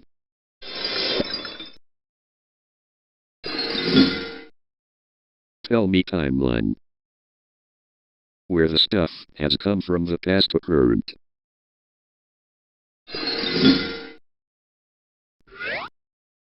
Back in 2005, 2010s, following the 2004 movie, the Yacha presence began focusing on distributing clips from early seasons, music moments, goofy goober rock, and marketing new DVD releases. On 2015-2020, promotion of the second movie Sponge Out of Water increased high definition official content uploads. Content began incorporating more fan-favorite meme clips and song compilations. On 2021-2023 spin-off era, Camp Coral, the channel shifted to promoting the first ever spin-off, Camp Coral, SpongeBob's Under Years, on Paramount Plus, along with a Patrick Star show. On 2024, the channel heavily celebrated 25 years of the series, with special content, including Doodle recreates scenes, reanimating iconic scenes, SpongeBob reimagined, black and white cartoon styles. Hysterical History, July 2024, a special episode documenting the history of Bikini Bottom. Pineapple Playhouse, puppet-themed sketches. And on 2025-2026, continuing evolution, the channel continues to feature SpongeBob IRL 5-minute episodes and a constant stream of new shorts, Thursday-Sunday, with special retrospective content in 2025-2026 highlighting the show's 30-plus year history from original concept sketches to the modern era. See you in the next one. Tell me timeline. Where the stuff has come from the past to current.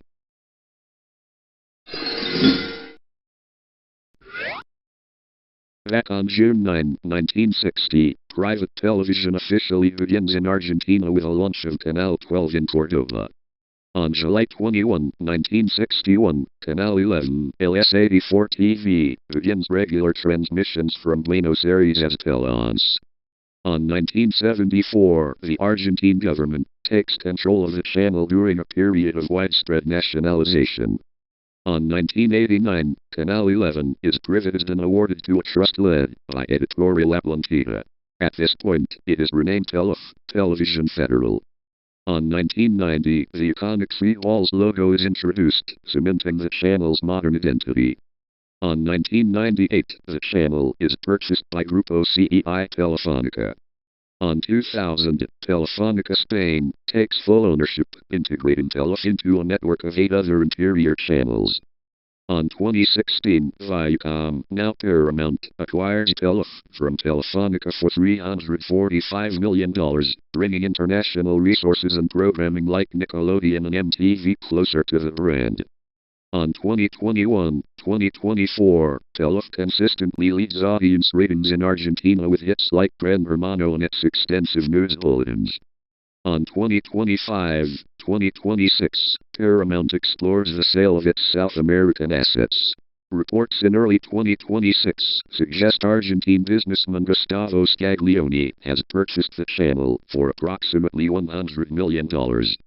And on 2026 Future, the network continues to focus on its digital presence through the Telef app and Miles Telef, its free streaming service. See you in RTP2 timeline. Tell me timeline. Where the stuff has come from the past to current.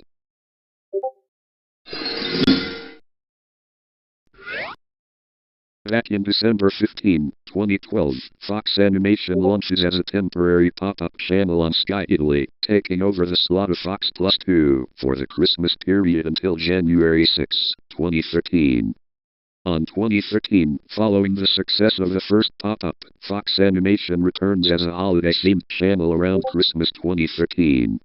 On November 1, 2014, Fox Animation is officially launched as a permanent, standalone channel in Italy, replacing the time-shift channel Fox Plus 2. On 2016, Fox Networks Group Italy reorganizes, with the Italian branch operating under the Global FNG Europe division. And on October 1, 2019, Fox Animation ceases broadcasting on Sky Italy after a deal with Sky Italia was not renewed, following Disney's acquisition of 21st Century Fox. See you in NHK Educational TV Timeline. Tell me timeline. Where the stuff has come from the past to current.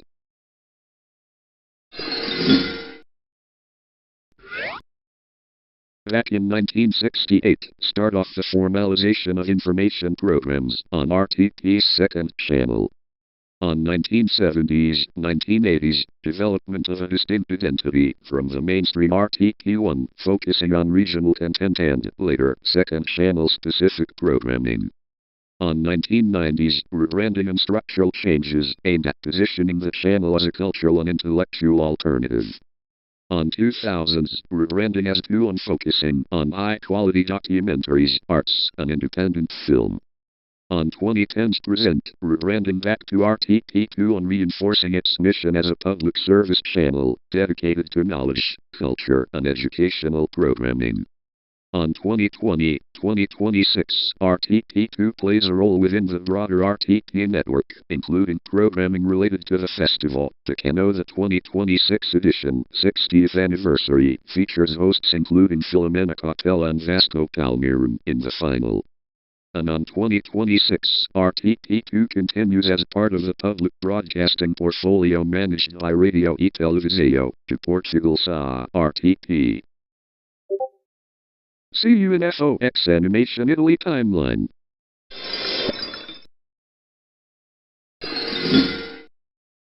Tell me timeline. Where the stuff has come from the past to current.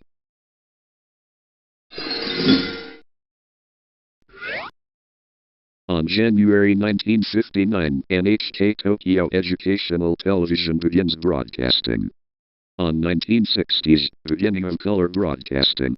On 1980s, expansion of programming to include more content for children, adults, and the elderly due to growing interest in lifelong learning. On 1990s, introduction of block programming, setting larger time frames for specific target audiences. On 2000s, diversification of content into hobby, lifestyle, and cultural programs, active expansion onto the internet. On 2009, ETV 50 campaign celebrates the 50th anniversary under the theme Adventures in Learning. On July 2011, analog broadcasts end, fully transitioning to digital. On 2011, adoption of the nickname eTel and rebranding as a future-oriented channel. On 2017, implementation of the Discover with eTel campaign. On 2020, full launch of NHK Plus for online, on-demand viewing of eTel and other channels. And on 2023-2026, continued modernization focusing on digital education content, hybrid services, combining broadcasting with online services, hybridcast, and tailored programming for the digital age. See you in Precision Max Timeline.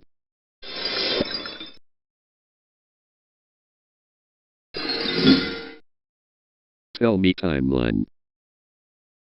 Where the stuff has come from the past to current.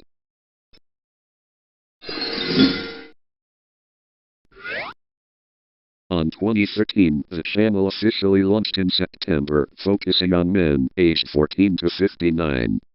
On 2014, the experiment with original language broadcasts ended in favor of German-dubbed premieres of shows like Supernatural and Sleepy Hollow. The channel began heavily integrating anime classics such as Detective Conan and Dragon Ball. On 2015, the parent company, ProSiebenSat.1 Media, transitioned from an AG to an SE, Societas Europaea, structure. On 2019, ProSiebenMAXX content became available on Join, a new joint streaming venture with Discovery. On 2023, the European League of Football (ELF) extended its TV contract with ProSieben through the 2026 season, solidifying the channel's status as a home of football. And on January-April 2026, the schedule continues to feature a mix of anime, Oshinoko, One Piece, US sitcoms, Family Guy, and factual entertainment, Storage Wars, Border Patrol. And that's all of the timeline. Tell me timeline. Where the stuff has come from the past to current.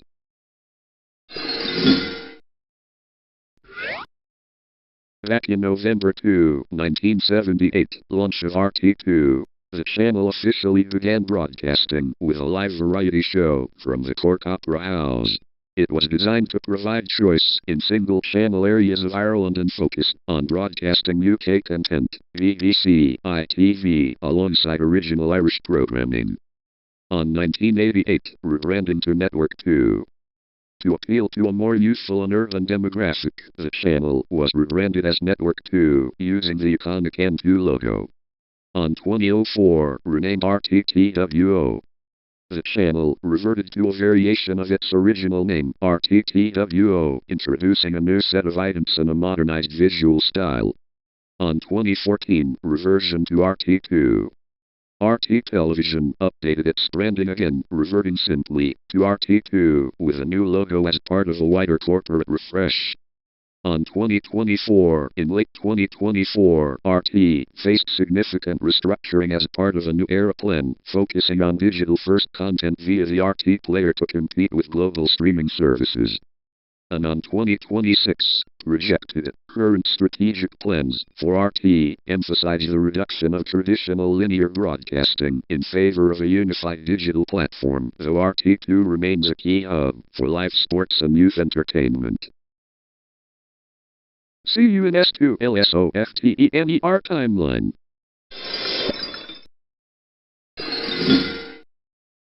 Tell me timeline. Where the stuff has come from the past to current.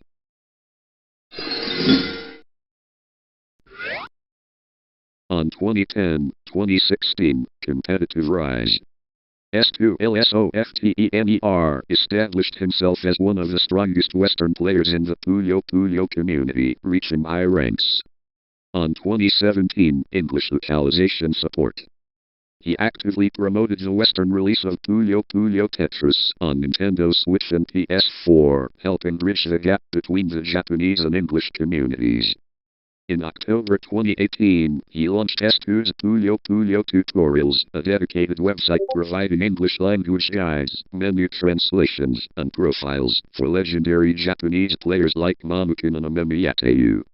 On 2020-2023, shifted focus toward video, content and community tournaments, such as the EPPC Monolage. Maintained a steady presence on YouTube and Twitch, producing hundreds of match recordings and live streams for Puyo Puyo Champions and Puyo Puyo Tetris 2. On 2024-2025, continued documenting the Puyo Puyo Global Ranking Series and providing commentary on game patches and new releases. By 2025, his YouTube channel reached over 10,000 subscribers and more than 2,600 videos. And on 2026, future engagements. Scheduled for major community events, including the next Archipelago Azing on February 14, 2026. Continues to be a primary source of information for fans anticipating future titles like the rumored Puyo Puyo Tetris 3. And that's all of the timeline. Tell me timeline. Where the stuff has come from the past to current.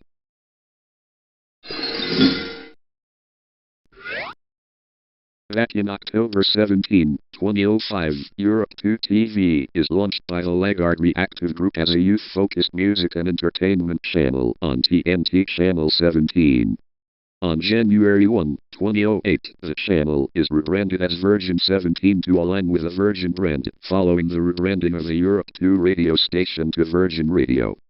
On 2010, after being acquired by the Baller Group, the channel is renamed Direct Star, shifting its focus toward a more urban and contemporary musical style. On 2012, following the acquisition of Baller's media assets by Group Canal Plus, the channel is rebranded as D17. On 2015, the channel begins broadcasting in high definition HD. On 2016, Star, short for Canal Star, is officially launched. The C prefix aligns it with sister channel C8, formerly D8, and News, formerly L, under the Canal Plus brand. On 2018, a sister channel, Star Hits France, launches exclusively on Canal Plus, Channel 180, dedicated entirely to French music videos. On 2021, the channel undergoes a visual rebranding with updated on-air graphics. On 2024, Star auditions before Arkham for the renewal of its TNT broadcast frequency. On March 1, 2025, Star begins incorporating programming from sister channel C8 after C8's TNT frequency license expires and it ceases broadcasting on 28 February 2025. On October 9, 2025, the secondary channel Star Hits France is rebranded as Europe 2 Pop TV, focusing on international pop hits. And on 2026, the channel continues to operate as the primary musical outlet for Group Canal Plus on the TNT network. See you in Speedrun Fails timeline. Tell me timeline. Where the stuff has come from the past to current.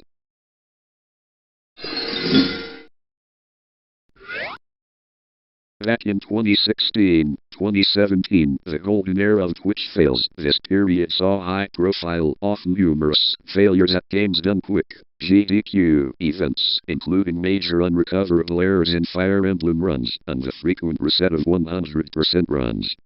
On 2018-2020, rise of technical/glitch fails as tricks became more complex. Failures often involved breaking the game incorrectly, leading to softlocks or dying in cutscenes.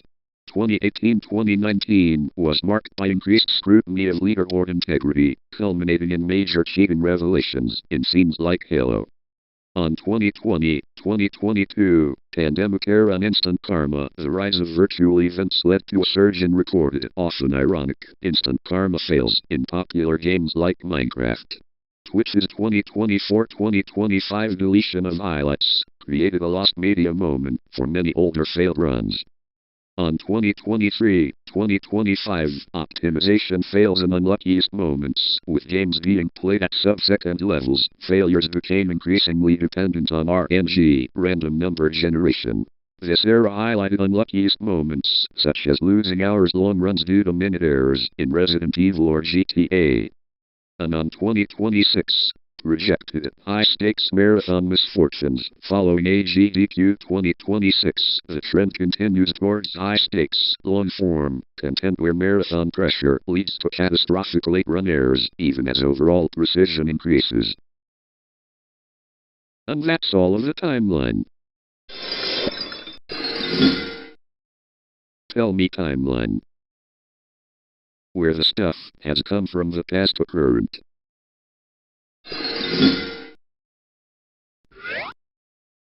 Back in 2003-2013, the channel operated as Much More Retro, a spin-off of the Canadian adult contemporary channel Much More Music, later M3. During this decade, it established itself as the primary destination for classic music videos, primarily targeting viewers who grew up with MTV and Much Music in the 1980s and 90s. On November 1, 2013, the channel was rebranded to Much Retro to align more closely with the flagship Much brand following corporate shifts at Bell Media. On 2016, Stingray Digital acquired several music channels from Bell Media. In August 2016, the channel was officially relaunched as Stingray Retro. This move integrated the channel into Stingray's international portfolio, expanding its reach beyond Canada to various global cable providers.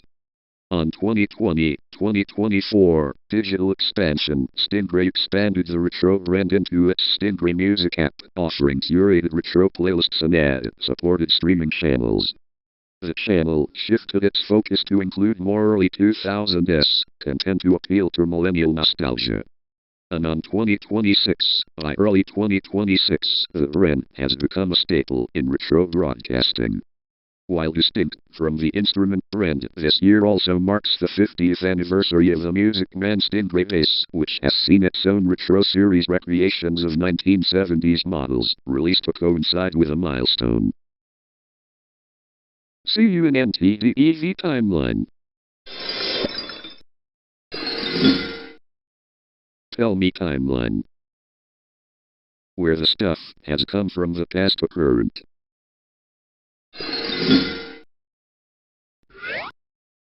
On 2015-2020, during this period, NTDEV focused on exploring Windows internals and state of the Windows analysis.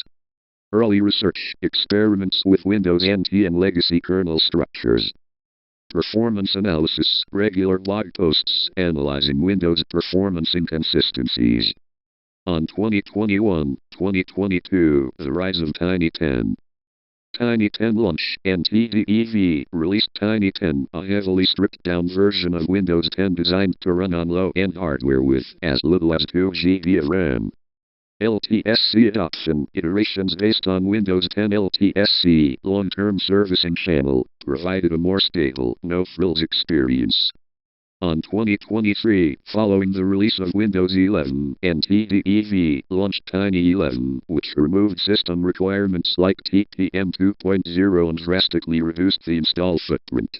A major update, based on Windows 11 23H2, that added support for Windows updates and allowed users to enable features like copilot if desired.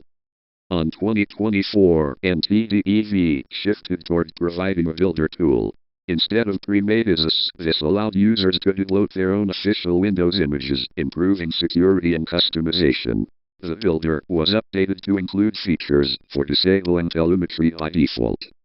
On 2025, NTDEV pushed the limits with Nano 11, an experimental version even smaller than Tiny 11 that removed core components like Windows Hello and unnecessary drivers for ultra-lightweight VM tests.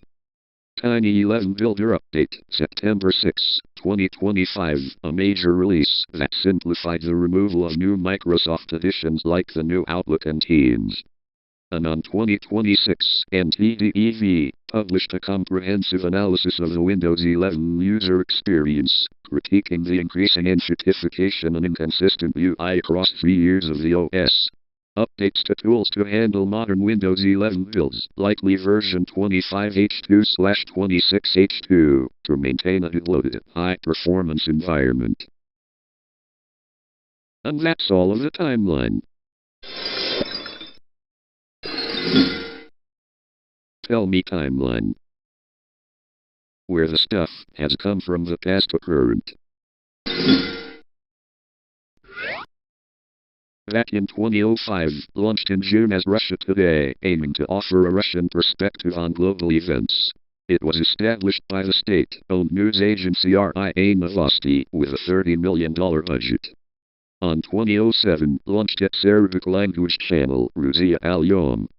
On 2008, the network shifted its strategy following the Russo-Georgian War to become a more active purveyor of Kremlin propaganda, according to analysts. On 2009, rebranded as RT and launched the Spanish-language channel, RT en Español. On 2010, launched RT America. On 2011-2013, expanded budget to over $300 million. In 2013, President Putin signed a decree ensuring continued state funding. On 2014, launched RT UK and RT Dutch, Germany. On 2015-2017, the Kremlin increased the budget to $400 million. On 2017, launched RT France. The U.S. Department of Justice required RT's U.S. production company to register as a foreign agent. On 2021, on August 18, 2021, ownership of AMOTV Novosti, the legal entity behind RT, was transferred to ADIJ, following the liquidation of RIA Novosti. On 2022, following the February invasion of Ukraine, RT was banned in the EU, UK, and Canada and dropped by major platforms like YouTube and Facebook. RT America ceased operations and laid off its staff in March. On 2023, RT Dukes and RT France were effectively shut down. On September 2024, the U.S. accused RT of being fully integrated into Russian intelligence operations and using covert methods to influence American public opinion and elections. New indictments highlighted RT's role in funding U.S. influencers. On 2025, RT continued to operate under heavy restrictions, with media analysis highlighting its pivot towards supporting covert influence operations over mainstream broadcasting. And on 2026, as of early 2026, despite, or perhaps because of, its restrictions, the network is described as having achieved its objective of being a channel impactfully influencing international politics through propaganda and disinformation. See you in Berkeley Gorilla 123 timeline.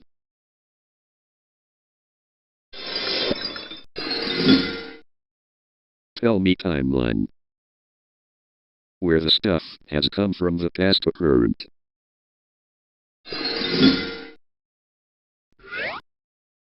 Back in 2016, Berkeley Gorilla 123 channel was created on October 21, 2016. The first video was named Berkeley Gorilla 123 channel trailer, and the second video was uploaded named MSAgent Gone Stupid. During 2016, he made MSAgent characters before 2017 named Diamandi, Arai, Second Lightery, and Mosey Plus. On 2017, he made the first video at the start of 2017. During that, he made a second version of his own MSAgent character. The second version of PG-123. Later on October 2017, the last video of PG-123's career was uploaded named The Reunion of Myself. And the bonus video was uploaded named Introducing the New Mosey Plus, made by MSAgent. 2 years later, since the last video, the channel was inactive after channel use. That's all of the timeline. Tell me timeline. Where the stuff has come from the past to current.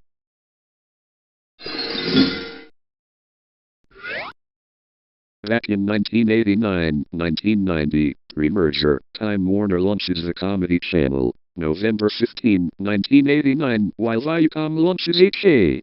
April 1, 1990. On 1991, the two networks merged to form Comedy Central on April 1, 1991, originally co-owned by Time Warner and Viacom.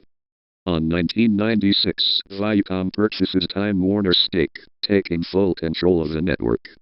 On 1996-1999, The Boom Era, The Daily Show premieres, 1996, with Jon Stewart taking over in 1999. South Park debuts, 1997, becoming a cultural phenomenon. On 2003-2005, Chappelle Show premieres, 2003. The Colbert Report launches, 2005, following The Daily Show. On 2010s, the network leans heavily into viral content, Key and Peele, 2012, and Inside Amy Schumer, 2013. On 2015-2020, Trevor Noah takes over The Daily Show, 2015. Comedy Central shifts focus towards original adult animation and digital content. On 2021-2026, Modern Era, under Paramount Global, the network continues to host South Park, The Daily Show, with rotating hosts, and expands its presence on Paramount Plus.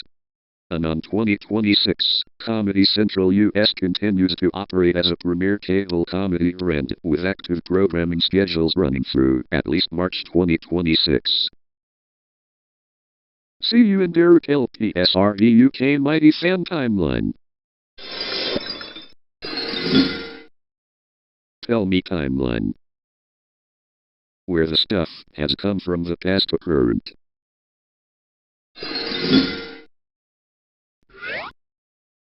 Back in 2018, Derek LPSRV UK Mighty Fan Channel was created on August Moving on to 2021, he started making videos since then. The first video he made, named Salute Number 1 Littlest Pet Shop. During 2020s, he made a lot of videos so far, like 100 of them, and is currently active on YouTube.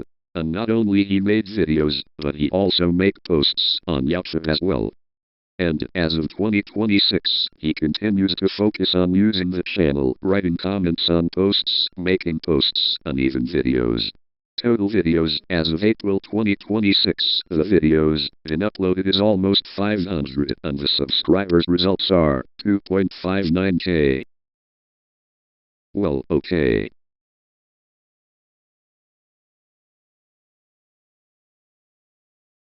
And that's all of the timeline. Tell me timeline.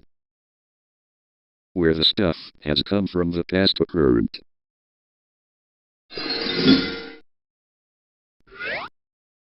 In 1995, MTV2 Pop was launched as VH1 Germany. On 1995-1998, Nickelodeon Germany initially launched and shared its transponder with VH1 Germany, which aired in the evening. On 1998-2001, after Nickelodeon closed due to low viewership, its programming was mostly sold to Super RTL. The former channel space was briefly occupied by a test period before being taken over by an expanded MTV Germany and VH1. On 2001, MTV Networks Germany launched MTV2 Pop, replacing VH1 Germany as a 24-hour music channel focused on Europe and dance music. On 2003-2004, MTV2 Pop began airing anime and cartoon series previously seen on Nickelodeon, such as Real Monsters and the Ren and Stimpy Show, testing the waters for a dedicated kids brand again. On September 11, 2005, MTV2 Pop ceased broadcasting at 6 o'clock a.m. after playing its final music video, One More Time, by Daft Punk. On September 12, 2005, following a 24-hour countdown on the same frequency, the channel relaunched as Nick. On 2010, rebranded from Nick to Nickelodeon, adopting new international branding. On October 1, 2014, becomes a 24-hour channel with Nick Night, replacing Comedy Central in the evening slots. On June 28, 2017, channel rebrands back to Nick. On November 1, 2018, Nick Night discontinued. MTV Plus begins airing in evening slots. On March 1, 2021, MTV Plus replaced by Comedy Central Plus 1. On August 1, 2023, rebrands back to Nickelodeon, adopting the modern splat logo. On 2024, proposal for a partnership with Super RTL to take over Nickelodeon's free-to-air slot was blocked by the German Federal Cartel Office. And on 2026, continued operation as a 24-hour channel with ongoing programming such as new Loud House episodes, listed for May 2026. See you in Chris M2 timeline that I had to go through. Tell me timeline. Where the stuff has come from the past to current.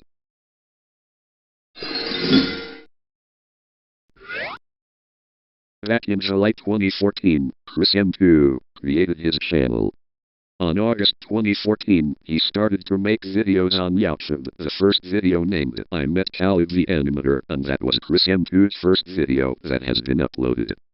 On January 2015, he started to make something different than Gonimate. It's one of the battle video that has been made, which is from the game that has been played.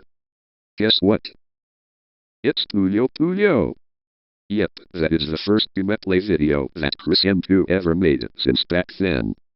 During those years, he made more game content than Gonimate.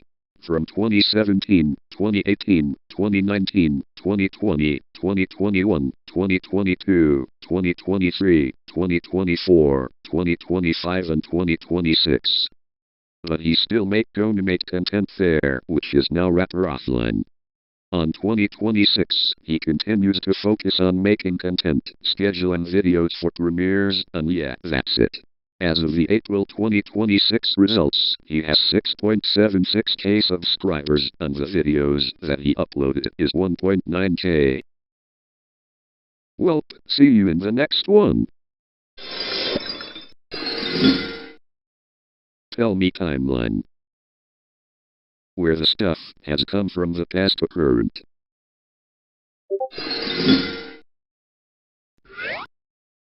Back in October 2016, MTV Beats and MTV Beats HD officially launched, replacing Pepsi MTV Indies. The channel was created to target a 15-30 age demographic across urban and rural India with popular Hindi music. On 2017-2018, following the closure of competitor channels like Sony Rocks HD, MTV Beats HD remained one of the few dedicated Hindi HD music channels in India. On 2020, the channel grew to hold approximately 14% market share in the music genre. On 2020-2021, launched special programming including Dil Beats and Lockdown Love to engage viewers during the pandemic. On 2023, continued focus on interactive youth programming and Bollywood music. And on March 15, 2025, MTV Beats ceased linear broadcasting. The closure was part of the restructuring following the merger between Viacom 18 and Star India to form Jaya Star. See you in Disney Junior UK timeline.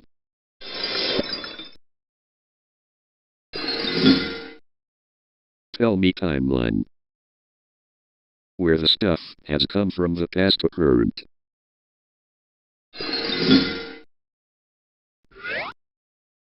Back in September 28, 1999, the Playhouse Disney brand launches in the UK as a dedicated morning programming block on Disney Channel. On September 29, 2000, Playhouse Disney launches as a standalone channel on Sky Digital alongside Toon Disney.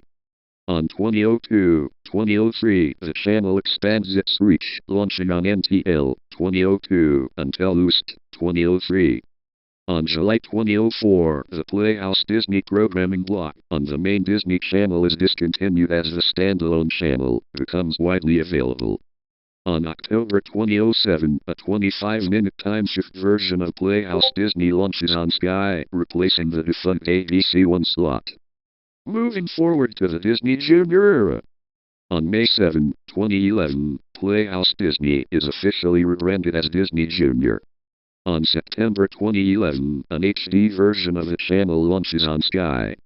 On September 30, 2020, Disney Junior UK closes as part of Disney's strategy to move content to the Disney Plus streaming service. Moving forward to the relaunch and modern era. On November 13, 2025, Disney Junior relaunches in the UK, often stylized as Disney Junior. On early 2026, the channel continues broadcasting new content, such as Iron Man and His Awesome Friends and Super Kitties. And on March 2026, new preschool series like Betties and Magicumpers are slated to debut. See you in M1 Hungary timeline.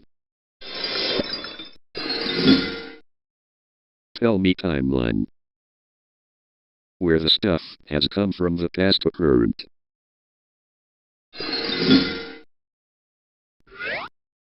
On the first day of May in 1957, official launch of Magyar Televízió MTV with a live broadcast of the May Day Parade.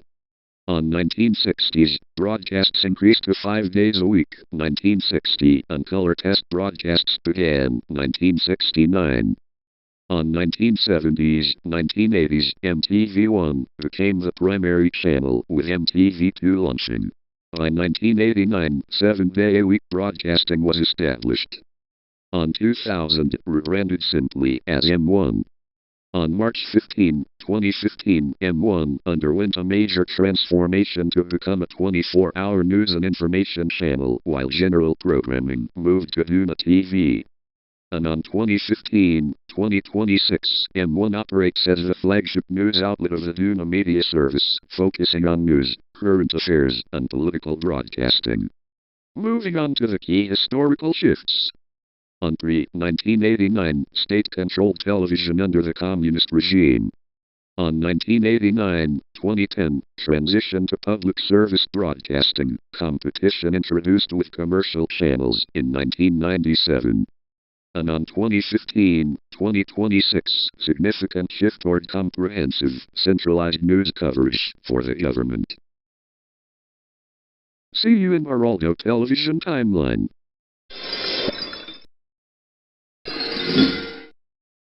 Tell me timeline. Where the stuff has come from the past to current.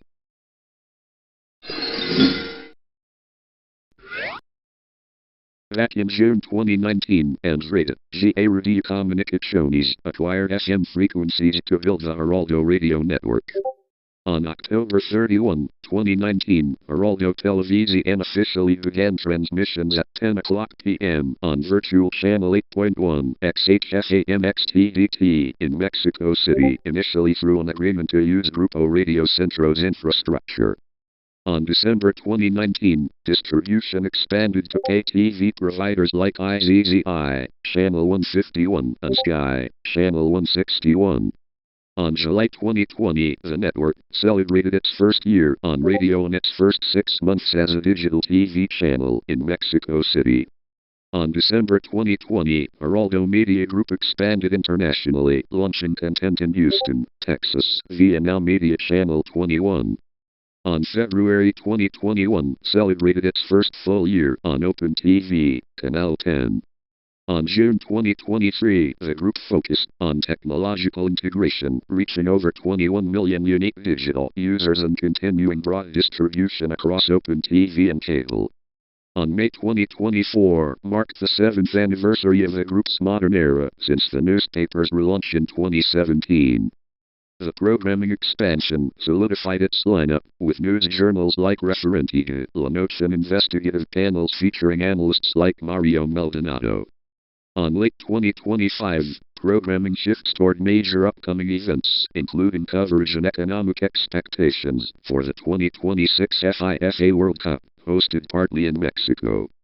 And on April 2026, the network continues as a primary source for news in Mexico, featuring live analysis on topics like inflation, U.S.-Mexico relations, and the 2026 NFL Draft.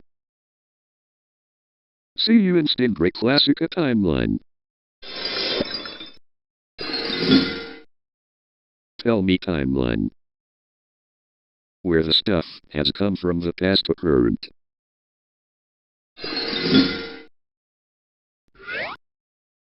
Back in 1996-2010, Classica, First Era, launched in 1996 by Jen Moito's Unidal. The channel focused on high-quality recordings of operas, ballets, and classical concerts. On 2010-2014 Unidal Classica, the channel was rebranded to Unidal Classica, reflecting the parent company's prominent role in classical music film production. On 2014-2018, Classica, Second Era, the brand returned to its original name Classica before its acquisition. And on 2018 present through 2026, Stingray Classica, following the acquisition of the channel by Stingray Group in 2017, it was officially rebranded as Stingray Classica in 2018. Under Stingray, the service has expanded its reach through digital platforms like Amazon Prime Video and localized TV schedules. Archival content broadcasts continue to feature historic performances, such as the Europa Concert 1996, from St. Petersburg and Waldini 1996, Italian Night. Contemporary coverage. Recent and upcoming broadcasts include the 2024 CMIM Piano Competition and various Stingray originals featuring emerging artists like Seljan Nazibli. 2026 milestone. The channel is set to continue its operations as a primary destination for 4K and HD classical music, content on cable, satellite, and on-demand services. Of what it is a part of the timeline, I should have added those in the timeline. And that's all of the timeline. Tell me timeline. Where the stuff has come from the past to current. Back in 2005, first off, Fox Life Latin America original. Launched in 2005, 2006, it was managed by Fox Networks Group Latin America, later Disney Media Networks. It focused on lifestyle content, targeting women with a mix of international series, reality shows, and films. On 2006-2008, the channel established its identity, airing popular international lifestyle and cooking shows, largely subtitled, to appeal to a pan-regional audience. On 2009-2011, increased production of localized content, including Latin American versions of cooking challenges and home improvement shows, adapting the international format to local tastes. On November 4, 2013, Fox Life underwent a major transformation where it was merged with the Utilizima signal, with the old Fox Life signal being replaced by MundaFox, later Nat Geo Kids. The new Fox Life adopted the Utilizima programming, becoming 70% original production and 30% acquired content. Moving forward to Nat Geo and Yo Latin America timeline. On July 2007, the block premieres in Latin America. On 2007-2009, active period featuring segments like McDonald's Farm and QVs. On January 2009, the Nat Geo and Yo blocks finishes its run. On 2014-2016 ownership structure, the channel was a joint venture between the Colombian media group RCN and Fox International Channels, later a division of 21st Century Fox. Regional strategy, it competed in the crowded Latin American pay TV market by offering high-quality scripted content and original productions like El Factor X and the popular game show 100 Latinos Dijeron. U.S. contrast. During this time, the U.S. version of MundaFox went through significant changes, rebranding to MundaMax in July 2015 before closing in November 2016. The Latin American channel, however, retained the MundaFox name until 2017. On July 1, 2017, MundaFox Latin America officially ceased operations and was rebranded as Nat Geo Kids at 7 o'clock a.m. UTC 5. And Nat Geo Kids Latin America officially launches, replacing the MundaFox channel. On 2017-2022, the channel operated with a consistent graphic package and branding throughout this period. On January 11, 2022, continuity and branding elements show the channel still operating, as seen in this YouTube video. And on April 1, 2022, the channel officially closes down. Final chimerical break and signal closure aired on this date. See you in the Nintendo timeline that I had to go through. Tell me timeline. Where the stuff has come from the past to current.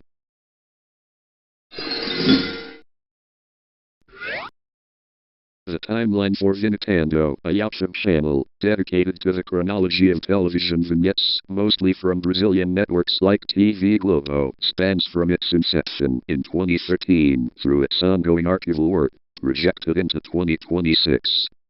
Back in 2013, basically inception, the channel launched, focusing on documenting the evolution of television branding, logo history, and program openings.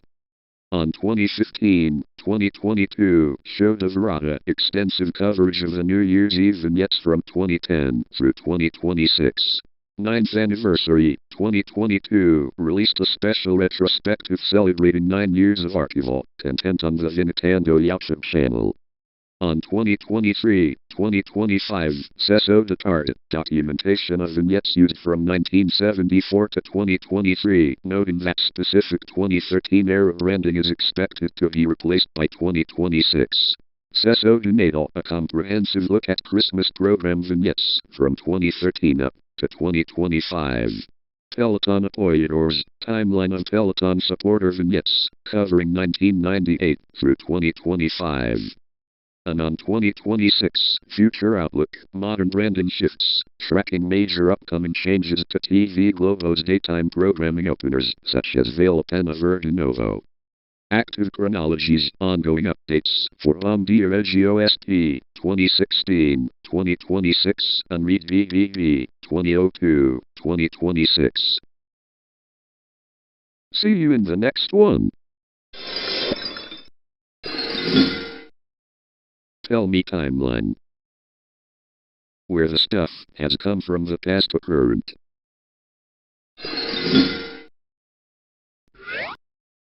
Back in 1986, Fox Broadcasting Company officially launches on 9 October. Its first program is the late-night talk show The Late Show starring Joan Rivers. On 1987, Fox enters prime time on Sunday nights, 5 April, with the premieres of Married with Children and The Tracy Ullman Show, which later birthed The Simpsons. On 1988, America's Most Wanted premieres, eventually becoming one of the longest-running programs in television history. On 1989, COPS debuts, pioneering the reality TV genre. The Simpsons launches as a standalone half-hour series in December. On 1990, youth-oriented dramas like Beverly Hills 90210 and the sketch comedy In Living Color establish Fox's edgy brand identity. On 1993, The X-Files premieres, becoming a massive cult hit and critical success. On 1994, in a major industry shift, Fox outbid CBS for the rights to NFL games, lending the network instant Big Four credibility. On 1996, Fox News Channel launches on 7 October under Roger Ailes, aiming to challenge CNN with a conservative-leaning perspective. On 2002, American Idol premieres and becomes a ratings juggernaut, leading Fox to become the No. 1 network in the U.S. for several years in the mid-2000s. On 2005, primetime hits like Prison Break and House keep the network at the top of the cultural conversation. On 2013, News Corp splits into two companies, 21st Century Fox Entertainment and the new News Corp Publishing. On 2019, the Walt Disney Company completes its $71 billion acquisition of most 21st Century Fox assets, including the film studio and cable networks like FX. The remaining assets, the Fox Network, Fox News, and Fox Sports, form the independent Fox Corporation. On 2020, the film studio 20th Century Fox is officially rebranded as 20th Century Studios by Disney to distinguish it from the separate Fox Corporation. On 2024-2025, Fox leans heavily into live events and unscripted content, securing major rights extensions for NASCAR, including the All-Star Race, starting in 2025, and maintaining its position as the No. 1 cable news provider. And on 2026, Fox announces an ambitious winter 2026 lineup featuring new dramas like Memory of a Killer and reboots such as Fear Factor, House of Fear. See you in the OX Germany timeline that I had to go through.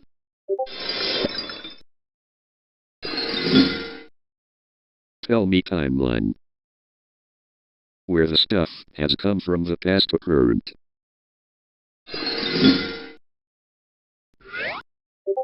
Back in October 4, 1997, TV2 begins broadcasting as one of Hungary's first national private commercial television stations, alongside RTL Club. On 1997-1999, initial period of establishing market share against state TV and newcomers. On early 2000s, TV2 establishes its reputation with entertainment, soap operas, and local productions. On 2007, the station begins expanding its thematic portfolio, competing with RTL Club's own thematic expansion. On 2013, TV2 is acquired in a management buyout from German group ProSiebenSat.1 by Solt Simon and Yvonne Dederich. On October 2015, Hollywood producer and government-aligned businessman Andy Vina takes over TV2 Group, including Super TV2, FEM3, and PRO4. On late 2015, TV2 begins restructuring and expanding its portfolio significantly, launching several new thematic channels. On 2016, TV2 transforms into a pay TV channel on many platforms, alongside RTL. On 2016-2018, under Vina, the channel's news and editorial direction shift to align with the Finnish KDNP government, with over 86% of airtime in 2018 covering government viewpoints. On 2018-2019, following Andy Vina's death, January 2019, ownership passes to government-allied businessmen, including Miklos Vaishali.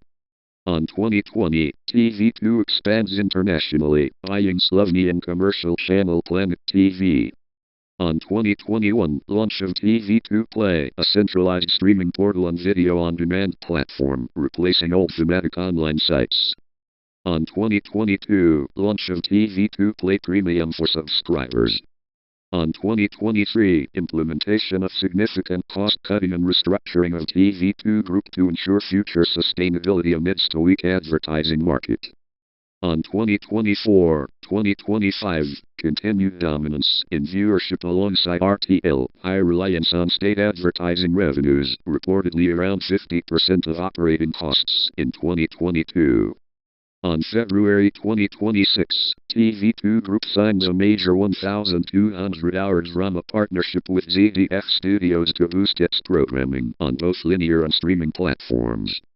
And on April 2026, launch of TV2 Kids, content continuity reported. See you in FOXUS timeline that I had to go through.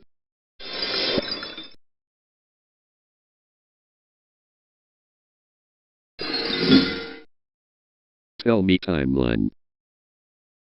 Where the stuff has come from the past to current.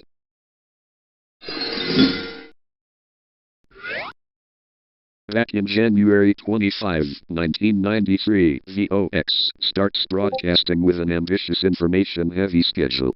On April 1, 1994, due to low ratings, 1.5% market share, and massive losses, the channel goes into liquidation. Over 250 employees are laid off, and programming quality declines as movies are repeated to fill airtime. On 1999, VOX becomes part of Mediengruppe RTL Deutschland, now RLT Deutschland, marking a shift toward more entertainment-driven content. On 2009, the channel shifts its visual identity, moving from a 4:3 to a 16:9 picture format by 2008. On 2006, the hit documentary series Goodbye Deutschland, Die Auswanderer premieres, becoming one of the channel's longest-running successes. Das Perfect Dinner, The Perfect Dinner, launches, eventually winning the German television prize. On 2012, VOX launches its video-on-demand service. On 2014, Die Hölle der Löwen, German version of Shark Tank, premieres, becoming a massive ratings driver and cultural phenomenon. On 2014, Sing meinen Song das Tosh concert debuts, winning multiple awards for its unique music format. On 2015, VOX releases its first self-produced scripted series, Club der Roten Wander. On December 1, 2019, the sister channel OXA is launched to broadcast popular VOX reruns and new content. On 2022, VOX sets new performance records, with Goodbye Deutschland reaching its strongest average market share of 8.5%. On 2023, VOX celebrates its 30th anniversary as one of Germany's most successful private broadcasters. On 2025-2026, VOX continues its deep integration with the RTL Plus streaming platform, where shows like Kitchen Impossible and Grill Den Hensler remain top performers. And on 2026, the channel's schedule remains focused on a mix of high-production reality TV, US drama series, and documentary specials. See you in Google's YouTube channel timeline that I had to go through. Tell me timeline. Where the stuff has come from the past to current.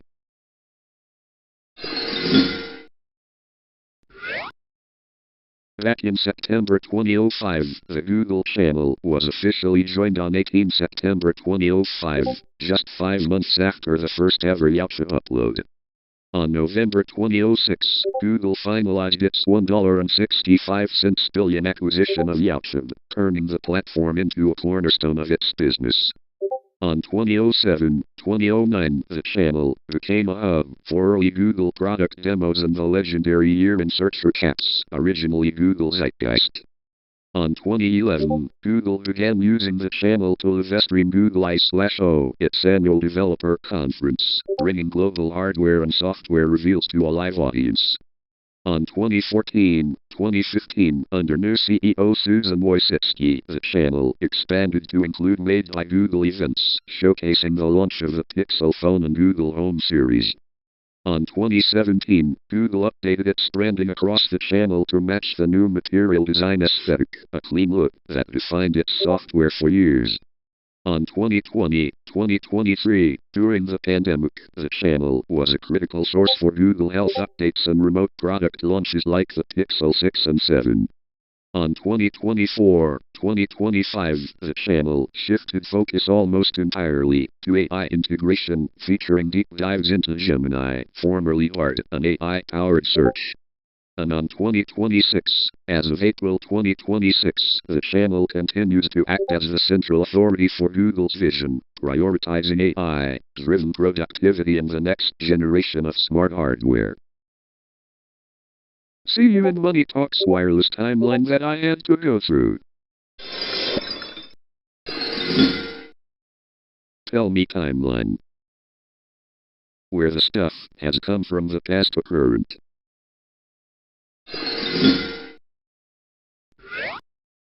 Back in April 2015, the MONEYTALKSWIRELESS YouTube channel is officially created. On 2015-2020, early years focused on local electronics repair services and establishing the business. On 2021-2022, began gaining broader traction with short-form content featuring ASMR phone cleaning and high-stakes repairs. On July 2024, the channel reached a significant engagement milestone, including a face reveal short that highlighted the personality behind the repairs. On 2024-2025, massive expansion in content output, reaching over 2,500 total videos. The channel became known for specific recurring segments like the Backflip Guy compilations. And on April 2026, reached approximately 7.37 million subscribers and over 4.47 billion total views. The current performance right now, averaging roughly 1.2 to 2.4 million views per day in late April 2026. See you in Speedy Boykins timeline that I had to go through.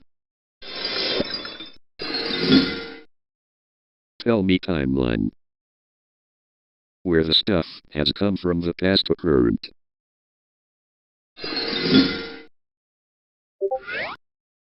The Speedy Boykins YouTube channel, a secondary account for streamer Showspeed, Darren Jason Watkins Jr., has served as a primary hub for his live stream VODs and highlights. Back in 2021, the channel gained significant traction as Speed's main channel exploded due to his high-energy NBA 2K and Talking Ben content. On 2022, by early 2022, the channel was widely recognized as the official archive for all the Showspeed channels, documenting his sub-count history as he reached his first 10 million subscribers. On 2023, content shifted from primarily home-based streams to international travel vlogs as Speed began touring Europe and Asia. On 2024, the channel rebranded or shifted focus slightly as Live Speedy became a central destination for his massive IRL in real-life streaming events.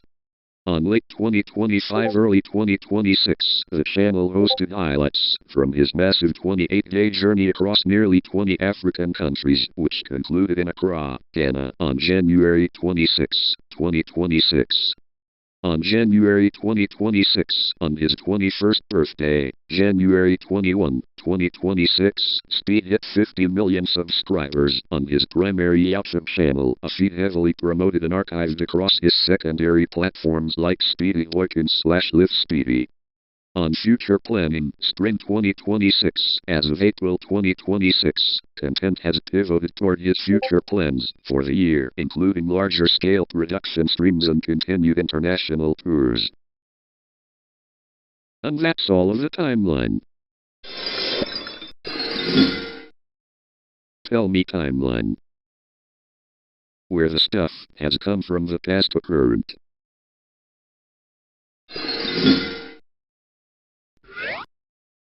Back in 2012, channel joined YouTube.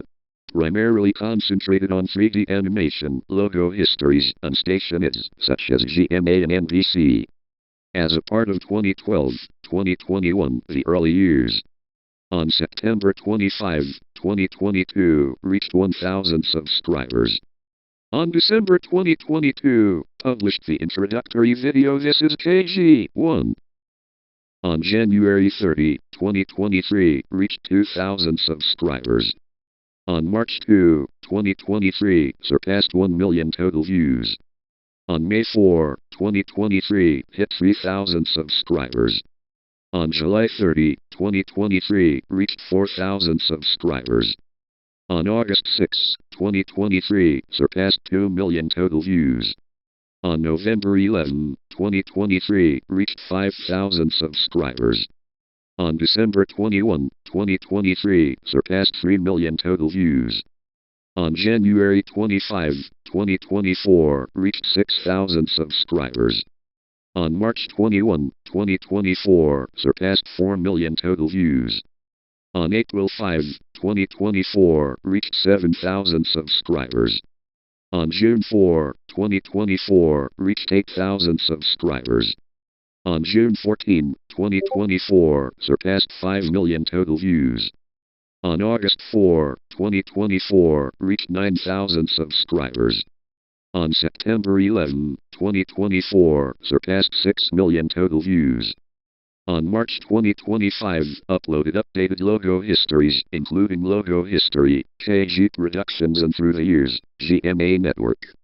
On 2026, as of April 2026, the channel remains semi-active, continuing its niche in high-quality logo animation and broadcast history reconstructions. Moving forward to KG2 timeline. On 2022-2023 early growth, the channel reached its first 1,000 subscribers in September 2022 and hit 5,000 subscribers by late 2023. Content primarily focused on supplementary video editing tutorials and behind-the-scenes looks for the main KG Productions channel. On 2024-2025 milestone sprints, growth accelerated in 2024, passing 7,000 subscribers in April and 9,000 by August. The creator diversified into more out-of-context edits and commentary on influencers. And on 2026, current standing as of early 2026, the channel has approximately 99 videos and continues to serve as a hub for the community interested in niche video production and memes. And that's all of the timeline. Tell me timeline. Where the stuff has come from the past to current.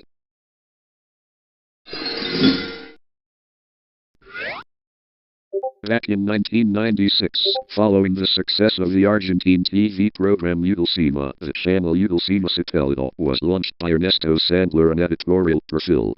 It focused on how-to lifestyle content, including cooking, crafts, and DIY. The channel quickly expanded its reach beyond Argentina, becoming a staple for homemakers across Latin America.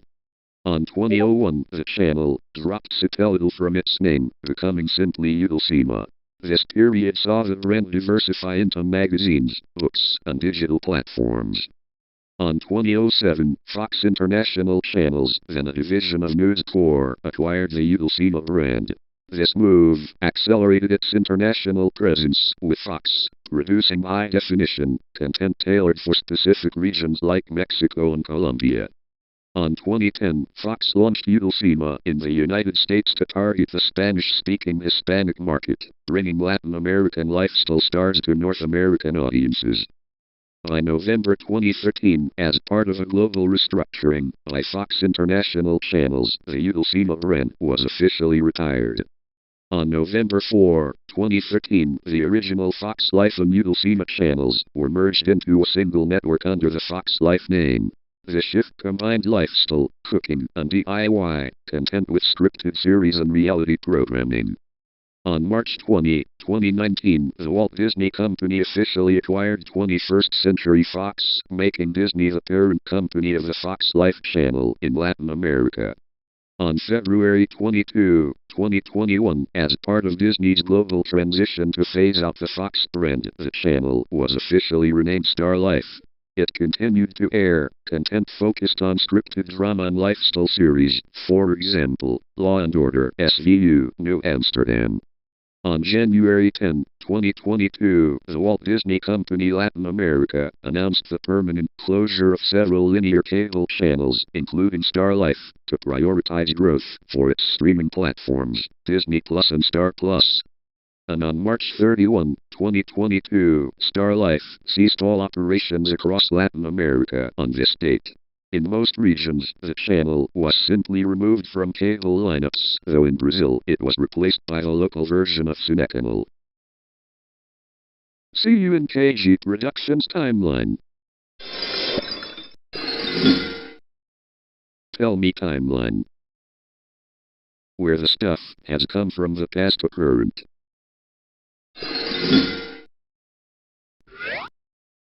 Dublagiku is a digital creator and animator primarily known for high-energy 2D and 3D animations featuring pop culture characters like Mario, Sonic, and various horror icons like Freddy Fazbear. Back in 2018, released the highly popular I Hate You Mario animation. This video remains one of the channel's most viewed works, garnering tens of millions of views.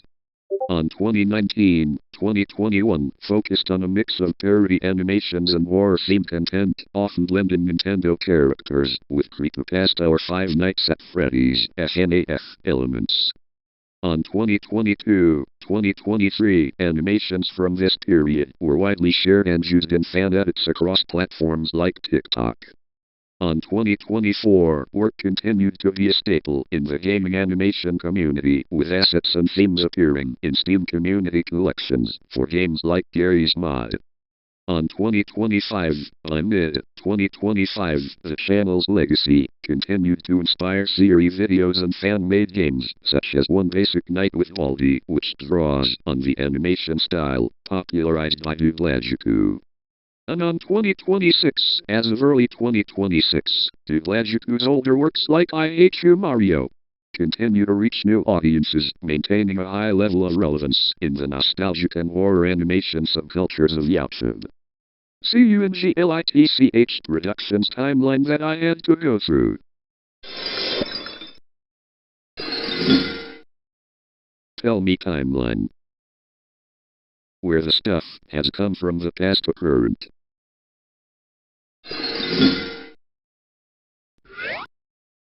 Back in 2011-2013, characters by Random Humor, Mario Recolors, and simple SM64 edits. The character SMG4 officially debuted in the 24th episode, Account Loss. On 2014-2016, saw the introduction of iconic characters like Bob and Fishy Boopkins, an increase in Garry's Mod, GMOD usage, and the channel hitting 1 million subscribers. On 2017-2025, marked by professional production, the birth of glitched productions, and complex story arcs. New original characters like Meggy, Tari, and Seiko were introduced, and characters underwent several redesigns to move away from Nintendo hits. And on 2025, Luke Dwichel announced his retirement on 29 October 2025, leading to a series of final adventures with each main cast member. Moving on to GLITCH era. Back in 2017-2018, Glitched Productions officially establishes, evolving from the success of the SMG4 show. On 2019, release of Meta Runner, Glitch's first original independent series. On 2021, release of Sunset Paradise and the pilot of Murder Drones. On 2023, release of the pilot for The Amazing Digital Circus, which becomes a viral hit. On November-December 2025, announcement of the end of SMG4 after a 14-year run, with a final video SMG4, THEND, released on December 27, 2025. On November 2025, release of their first video game, Glitch Carts. And on 2026, January, reveal of Gamiiverse, with Ross O'Donovan. February, launch of SMG4, Afterlife. May, premiere of the Gamiiverse pilot. Summer, release of the Glitch Tales, New Adventure. Geez, these upcoming ones maybe has to be a part of the timeline? Okay, moving on. On August 25, 2018, a character named Ari was first introduced in the SMG4 episode The Ultimate Gamer, serving as a soft launch for the character design. On December 5, 2018, the official trailer for Meta Runner was released on the SMG4 YouTube channel, marking the formal start of the series promotion. On March 18, 2019, the project received a $500,000 grant from Unreal Engine to support production. On July 25, 2019, Season 1 premiered with the first episode, Wrong Warp. On October 10, 2019, the first season concluded with its 10th episode, Shutdown. On April 20, 2020, Screen Australia announced funding for a second season. On October 16, 2020, Season 2 premiered on the newly launched GLITCH YouTube channel. On December 18, 2020, Season 2 ended with the episode Fatal Error. On late 2021, while production for the final season was underway, Glitch Productions released Sunset Paradise, a spin-off featuring Mehdi, to bridge the gap between Meta Runner seasons. On November 29, 2021, Season 3 was formally announced and confirmed to be the series' final season. On June 24, 2022, the official trailer for the final season was released. On July 22, 2022, Season 3 premiered with the episode Power Down. On September 9, 2022, the series finale, titled The End, aired, concluding the three-season journey of Tari and the Meta Runners. On September 11, 2022, following the finale, a prequel comic book series titled Meta Runner Source was announced to explore the backstory of the characters. Moving on to Sunset Paradise. On March 12, 2021, Sunset Paradise is officially announced as an SMG4 spin-off. On March 26, 2021, pilot episode PILOT premieres on the GLITCH channel. On June 4, 2021, regular weekly releases of the series begin. On June 12, 2021, Episode 3, Reservoir Cats. On June 19, 2021, Episode 4, Casino Royale. June 26, 2021, Episode 5, The Fun and the Furious. July 3, 2021, Episode 6, Saturday Night Funkin'.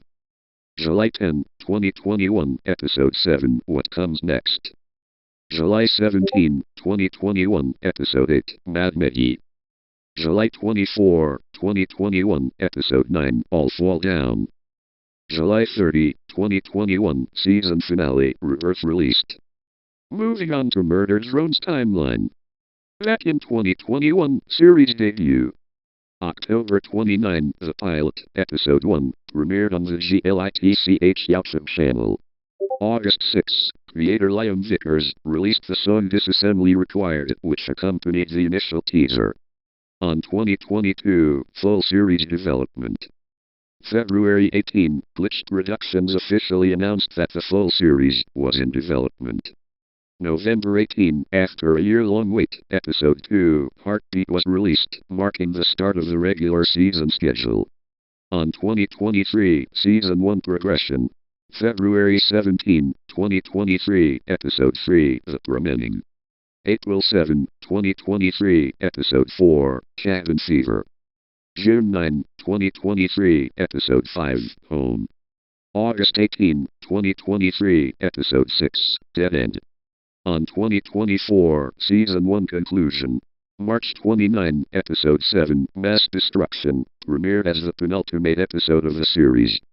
August 2, the official series finale trailer was released, confirming the show's conclusion.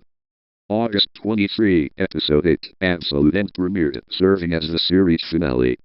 Moving on to the Amazing Digital Circus timeline.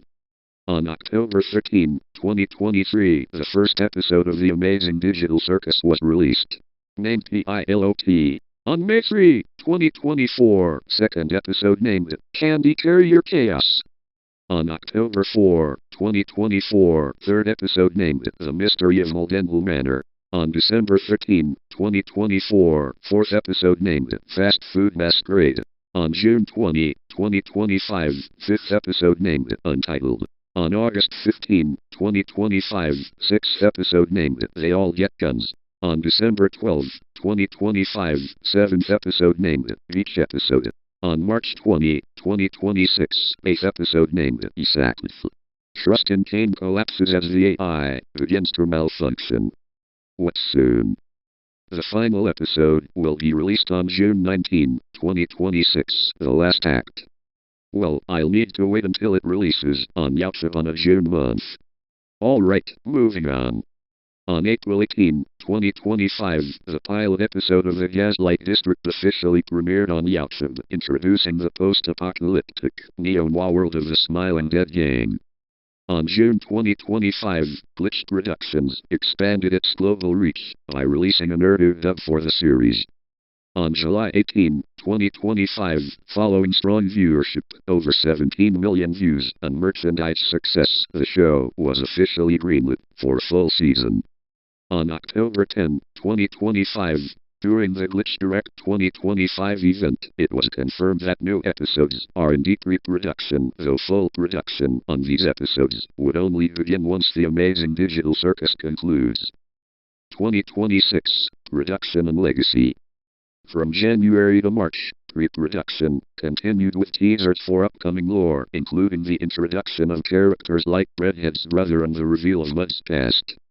On April 18, 2026, the fandom celebrated the one-year anniversary of the pilot release, while new episodes remained in the pipeline. On mid-2026, with the amazing digital circus scheduled to end in June 2026, the Gaslight District is positioned to take over as a flagship series on the Glitch channel.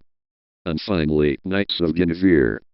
On January 17, 2025, a teaser trailer for Knights of Guinevere is uploaded to Glitched Productions' YouTube channel, gaining over 1 million views in 24 hours. On August 29, 2025, a second teaser trailer is released. On September 19, 2025, the pilot episode premieres on YouTube, generating 8 million views within 2 days. On December 2025, the pilot gains over 14 million additional views, with critical praise for its animation and storyline. On February 13, 2026, Glitched Productions formally announces that Knights of Guinevere is greenlit for a full season, along with the release of a limited edition art book. On February 14, 2026, it is confirmed the show will continue with new episodes, following the pilot's success. And on early 2026, the show is noted for its unique 2D style and dark, thematic content, with anticipation high for the full series release. See you in AMC Series Latin America timeline that I had to go through. Tell me timeline. Where the stuff has come from the past to current.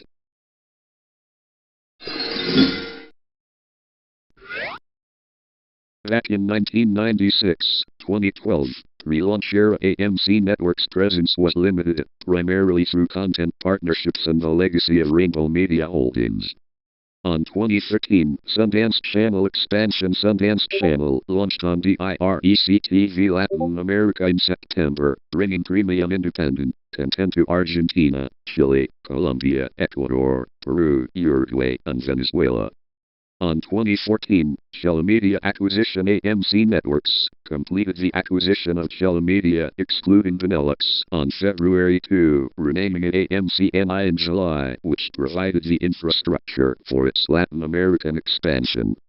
On 2015, official AMC channel launch AMC launched in Latin America in February on DIREC-TV, featuring Halt and Catch Fire, The Walking Dead, and Mad Men. On 2018-2020, streaming a niche growth expansion into niche content with Acorn TV, British dramas in 2018 and the launch of the MSAgent app. On 2021-2022, 4K expansion and delays AMC Select 4K launched on Totopling, Mexico in late 2021/early 2022. Launch of AMC Plus was put on hold by February 2023. On 2025, AMC Series Channel launch. On November 1, 2025, AMC Series launched as a dedicated linear channel, replacing MSAgent on several providers. and on 2026, regional restructuring and new series old distribution took over sales for AMC in January 2026. The year features new content like Dark Wines, Season 4/5, and The Vampire Lestat. On early 2026, AMC Series Brazil was launched. As of April 2026, AMC Series Brazil features a curated schedule focusing on a drama, thriller, and genre series. Key content in early 2026 includes The Sun, NOS 4A2, Halt and Catch Fire, Turn, Washington Spies, and Comic Book Men. The channel highlights premium storytelling, including the return of international thrillers and acclaimed original dramas.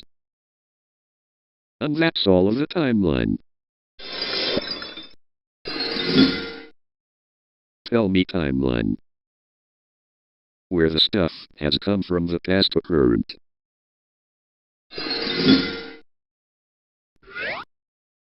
Back in November 2, 1936, the BBC television service launches from Alexandra Palace, London. On 1937, first children's show for the children, first outside broadcast, Coronation of King George VI, and first televised tennis, Wimbledon, and football. On 1939-1946, service suspended during World War II, returning in 1946, with early stars like Muffin the Mule. On 1953, Coronation of Queen Elizabeth II marks a surge in viewership.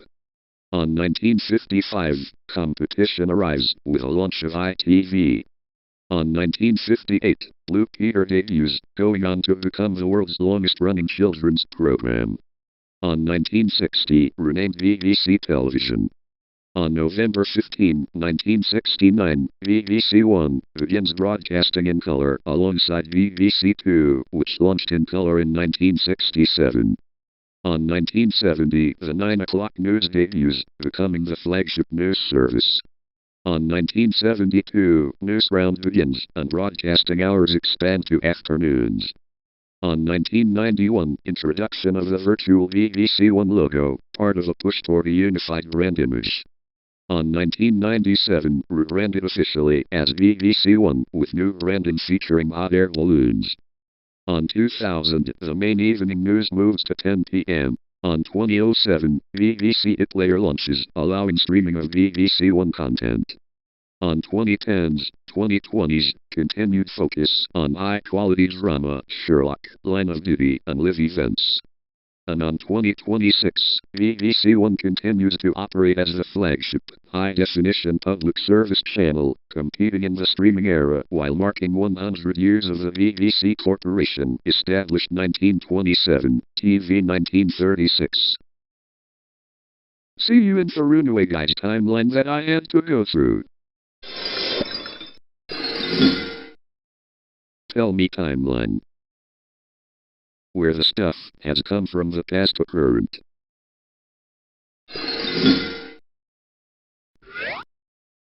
Back on 2011, the channel officially launched on 19 January 2011. Their first collaborative Let's Play was Mario Party for the N64. On 2012, the group established Throne Controllers, a live video game trivia and challenge show that debuted at PAX East 2012. On 8 February 2013, they shifted from a Saturday-only upload schedule to a 3-day-a-week format, Saturday, Tuesday, and Thursday, to accommodate more projects. On 2014, collaborative projects continued with games like Mario Party 4 and Super Mario 3D World, often featuring guests like MSAgent and Josh Gibson. On 2018, the first The Runaway Guys Colosseum was held, a weekend-long charity live stream that has since raised over $1 million for direct relief. On 2021, Chigak and Roy and Nintendo Caprizon moved into a home together in Georgia, marking a significant personal milestone for the founding members. On 2022-2023, the group continued their annual Colosseum charity events, with Colosseum 2023 occurring in the spring. On 2024, Throne Controllers Colosseum 2024 was held, further expanding their live show footprint. As of early 2024, they reached approximately 480,000 subscribers. And on 2025-2026, moving into the future, the group celebrated MAGFest 2025 and MAGFest 2026 with continued live performances of Throne Controllers. Their content remains active, with ongoing series such as the Mario Party trilogy.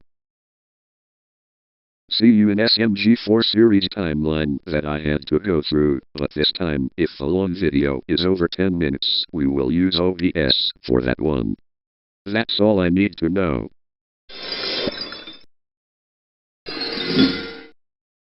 Tell me timeline.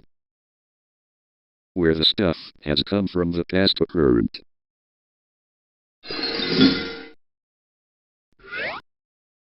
Back in 1965, TV Globo inaugurates in Rio de Janeiro, bringing a new standard of production and journalism. On 1966, expansion begins with the start of transmissions in São Paulo. On 1967, Sanguiaria cements the telenovela format, with Jeanette Claire becoming a powerhouse author. On 1969, Jornal Nacional premieres as the first nationwide news broadcast, setting the standard for daily news, followed by the popular Good Night sign-off. On 1970s, the network grows nationally, launching the 8 p.m. telenovela slot, later 9 p.m., featuring iconic productions like Irmãs Coragem, 1970, and Selva de Pedra, 1972. On 1977, creation of the Roberto Marinho Foundation. On 1980s, era of massive hits such as Roque Santiro, 1985, and Tieta, 1989, which achieved unprecedented ratings. On 1991, launch of Glavazet, now Canais Globo, expanding into pay TV. On 1995, inauguration of BRAC, now SDO's Globo, the largest production center in Latin America. On 1996, launch of Glava News, Brazil's first 24-hour news channel. On 1999, TV Globo International goes on air. On 2000s, launch of Globocom, 2000, and G1, 2006. On 2007, first HD TV broadcasts, Fantástico. On 2012, release of the hit telenovela Avenida Brasil, a global phenomenon. On 2015, Globoplay is launched, transitioning the group towards streaming. On 2018-2021, Uma S Globo, the company merges TV Globo, Glavazet, Globocom, and Globoplay into a single entity to focus on content production and digital integration. On 2021, rebranding and introduction of the current logo. On 2025, Globo celebrates its centennial as a group, 60 years of TV Globo and 10 years of Globoplay. On 2026, as of April, continued domination with new productions like Guerreiros do Sol, April 2026, and the ongoing expansion of Globoplay in the US and Europe. See you in Forceman Big World timeline that I had to go through.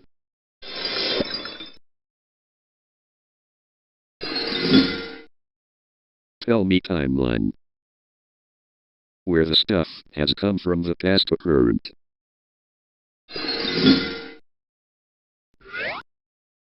Forceman Big World is a popular geography and history YouTube channel known for its detailed evolution of flags animations.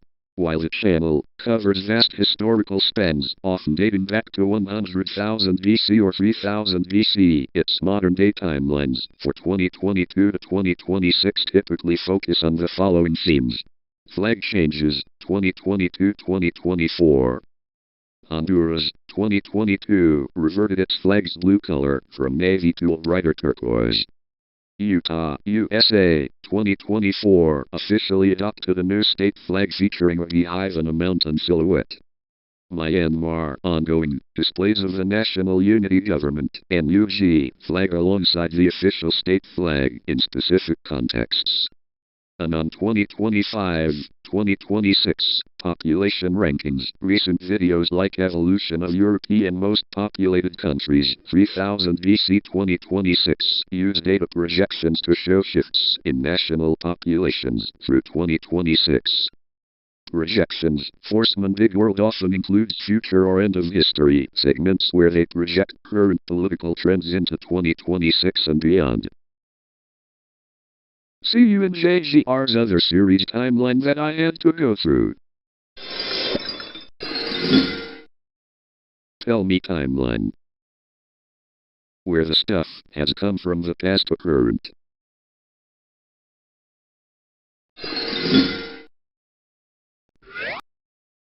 We will do the SMG4 one again like last time we did for GLITCH Reductions timeline, but hey, this time, we are doing SMG4 series. Classic era, 2011, 2013, characterized by random humor, Mario recolors, and simple SM64 edits. The character SMG4 officially debuted in the 24th episode, Account Loss. On 2014-2016, Transitional Era saw the introduction of iconic characters like Bob and Fishy Goopkins, an increase in Gary's mod, GMOD usage, and the channel hitting 1 million subscribers. Modern Era, 2017-2025, marked by professional production, the birth of glitched productions, and complex story arcs. New original characters like Meggy, Tari, and Seiko were introduced, and characters underwent several redesigns to move away from Nintendo hits. On 2025, Luke Lerdwichel announced his retirement on 29 October 2025, leading to a series of final adventures, with each main cast member. Alright, time for the series. 2011, the first WOTFI, sparked by Mario drawing graffiti on SMG4's computer. Winner, Mario. 2012, the only WOTFI to end in a tie. 2013, the shortest WOTFI, lasting roughly 6 minutes. Winner, SMG4. 2014, known for the boss battle against Luigi.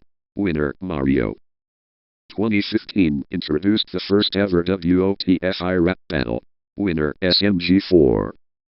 2018, the Waluigi arc, the first WOTFI to end a story arc, featured Waluigi as the final boss. Winner, Mario.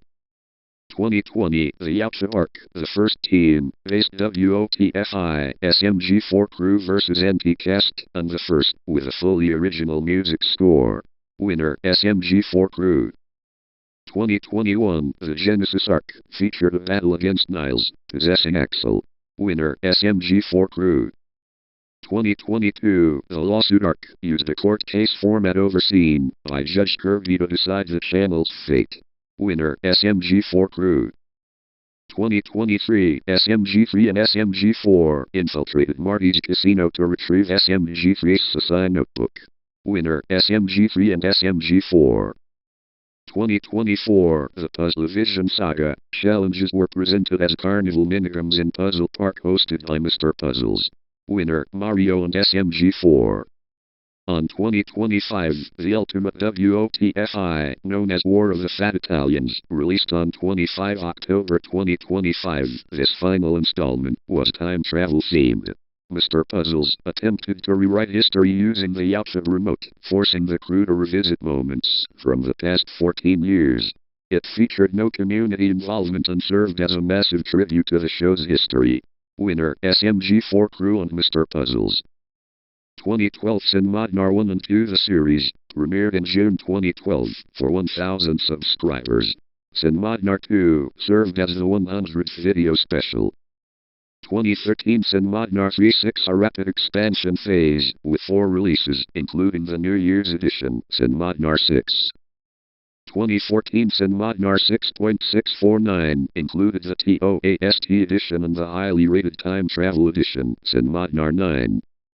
2015-2016 Sin Modnar 10, 0, and 11 notable for the 350k Apocalypse Special and Sin Modnar 0. Release the randomness.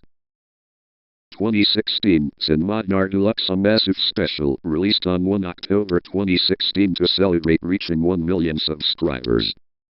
2017-2019, Sin Modnar 12 and Columns, transition toward larger fan collaboration specials for the 2 million and 3 million subscriber marks.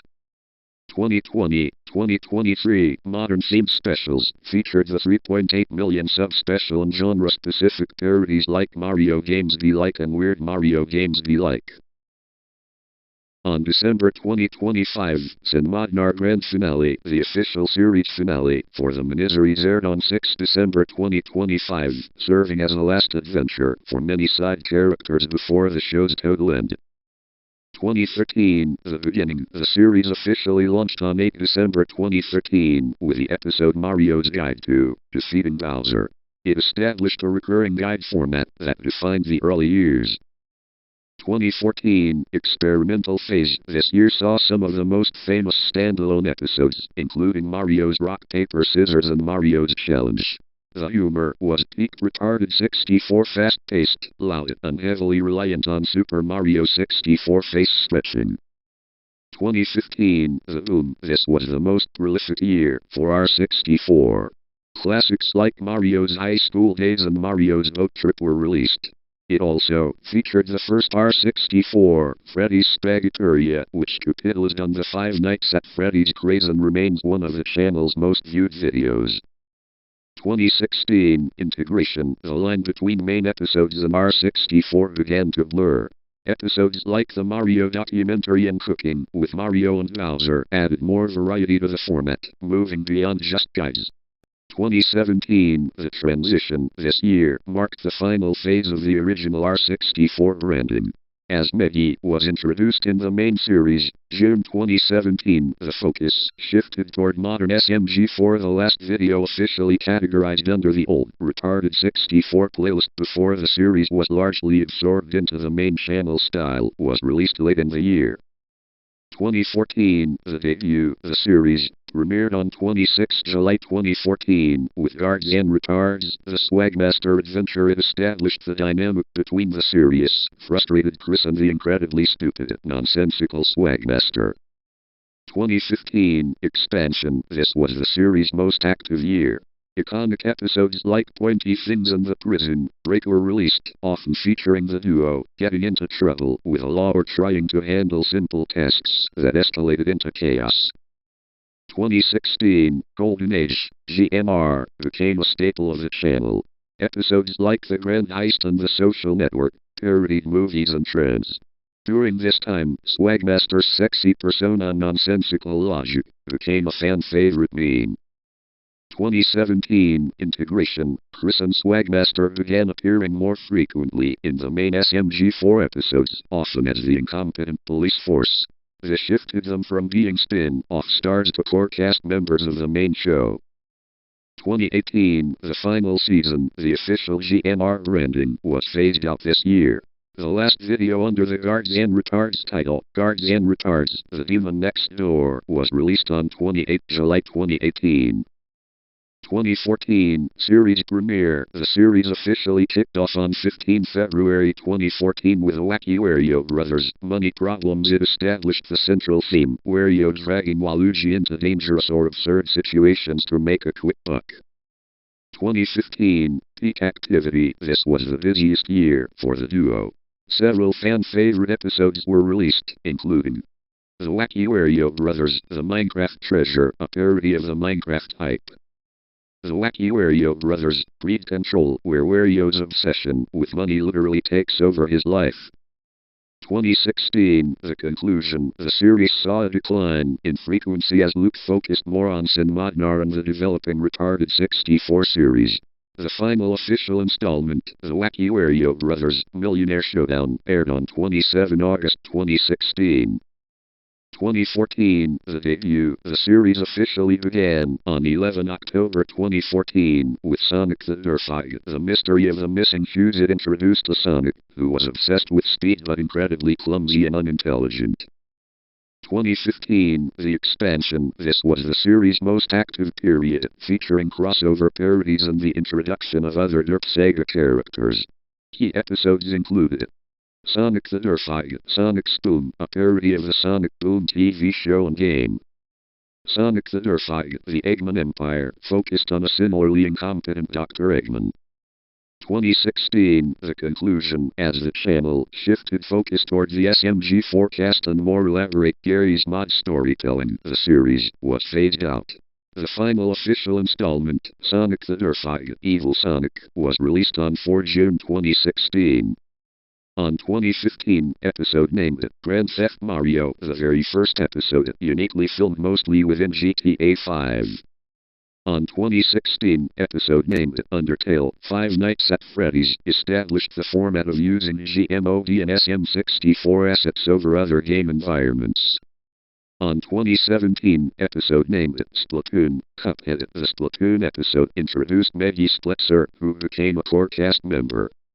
On 2018, key episode an iconic crossover named Baldi's Basics, Doki Doki Literature Club, capitalized on viral horror games of the era.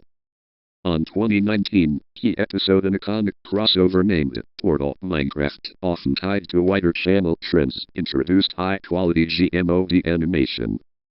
On 2020, key episode an iconic crossover named Among Us, Fall Guys, If Mario Was Among Us became one of the series' most viewed modern episodes.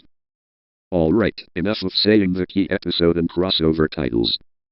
On 2021, these episodes often served as preludes or tie-ins to major story arcs like the Genesis arc. On 2022, a narrative-heavy installment exploring Mario's isolation. On 2023, a direct parody of the Super Mario Bros. Movie, released that year. On 2024, continued the trend of high-budget parodies of classic Nintendo titles. On 2025, the series finale installment, the If Mario Was In. Wiki notes the sub-series officially ended on 23 August 2025.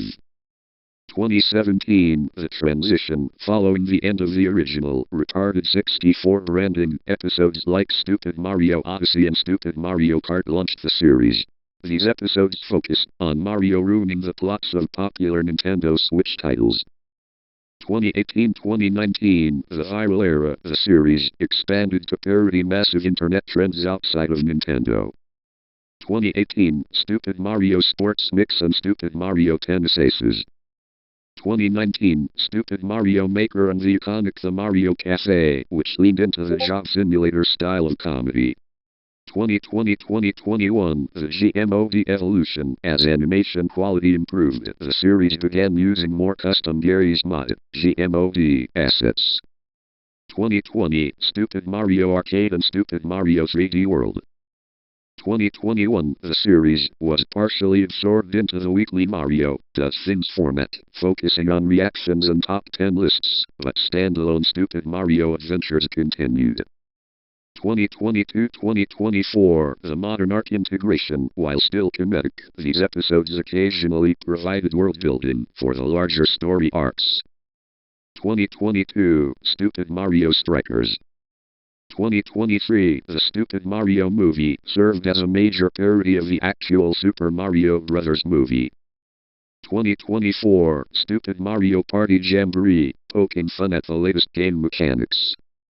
2025, the final year, the series, concluded with Stupid Mario, the final level in November 2025. This episode was a self-aware parody of every trope the series has used over the last 8 years, featuring cameos from every stupid variation of the Nintendo cast. On 2015 episode named SMG4 Plays Mario Nintendo's, the first installment in the channel's first non-looper video. On October 4, 2015, episode named SMG4 Plays Mario Nintendo's 2 features weird car games and a best game ever rating for a Goomba killing game. On March 2016, SMG4 Plays Mario Nintendo's 3 focuses on more bizarre fan-made Mario games. On October 2016, SMG4 Plays Mario Nintendo's 4 includes a chaotic mix of hot dogs, explosions, and robotic mating calls. On January 22, 2017, Mario Nintendo's VOOTLEGDITION, notorious for featuring GRANDDAD and various bizarre bootlegs. On December 13, 2017, Mario Nintendo 6, INSANEDITION, the official series finale, the most chaotic installment before discontinuation. Mario Does Things, 2021-2022, this series, later rebranded to SMG4 Crew, served as the modern successor. Mario Plays, Cursed Mario Games, 15 December 2022, a direct thematic sequel that revisited the cursed game format. Anti-Piracy Series, 2021 episodes like Mario delves into Nintendo anti-piracy screens carried on the creepy/weird game atmosphere. 2021, the Mario Plays era, the series, launched on 7 July 2021 with Mario Plays, Unfair Mario. Initially, episodes were titled under Mario Plays or Mario Reacts, following a bi-weekly Wednesday schedule. 2022, Expansion and Guests, the series, became a staple for character interaction outside of the main plot. Iconic episodes like Mario Plays, Smash or Pass and various Nintendo memes reactions often featured guests like Luigi, Bob, and Tari. 2023, rebranding to SMG4 Crew in mid-2023, following the reveal of the new Showgrounds Castle, the series was officially rebranded as SMG4 Crew. This change was intended to allow videos without Mario, though he remains a central figure. 2024, hiatus and discontinuation, frequency dropped as glitched reductions focused on the Puzzlevision saga. The series went on a long hiatus from March to August 2024. After a brief return on 24 August 2024, the branding was abandoned and similar low-stakes videos were merged back into the regular SMG4 episode list. 2025, retirement. By early 2025, the SMG4 Crew branding was formally retired. The final Crew-style videos were released as standard episodes during the series' farewell months, leading up to the grand finale, SMG4, THEND, on 27 December 2025. And finally, Puzzlevision Arc/Mr. WPNZ's Act. On March-April 2024, Puzzlevision miniseries, Mr. Puzzles traps the Crew in TV parodies, for example, Scooby-Doo, Blue's Clues, to earn a 5-star rating. On April 20, 2024, SMG4 movie, PUZZLEVISION, the Crew escapes the TV dimension, Mr. Puzzles is defeated and later imprisoned. On March 15, 2025, the Karen arc begins. Mr. WPNZ debuts in Mobile Mario, manipulating Mario into kidnapping his own children, Zack, Katie, and Tori. On April 12, 2025, Silence of the Cats, a movie finale for the Karen arc, where Mr. WPNZ's past as an assassin is revealed. He is defeated but escapes. On July 26, 2025, Guns N' Puzzles, Mr. WPNZ and his partner Tim break Mr. Puzzles out of prison. Puzzles later betrays WPNZ, turning them into enemies. On October 11, 2025, Soul Search, Mr. WPNZ hunts Mr. Puzzles for his betrayal, leading to a confrontation where Puzzles obtains the Yacha remote. And on October 25, 2025, War of the Fat Italians 2025, the saga's climax, WPNZ and the SMG4 Crew chase Puzzles through time. WPNZ and Puzzles ultimately reconcile and sacrifice themselves to seal a dimensional rift. The final legacy of the saga. The sacrifice of Mr. WPNZ and Mr. Puzzles in WOTFI 2025 served as the definitive end for both characters. Following this, the SMG4 series entered its final adventures phase, leading to the official series finale on 27 December 2025, after which the channel became a permanent archive. And that's all of the timeline. Tell me timeline. Where the stuff has come from the past to current.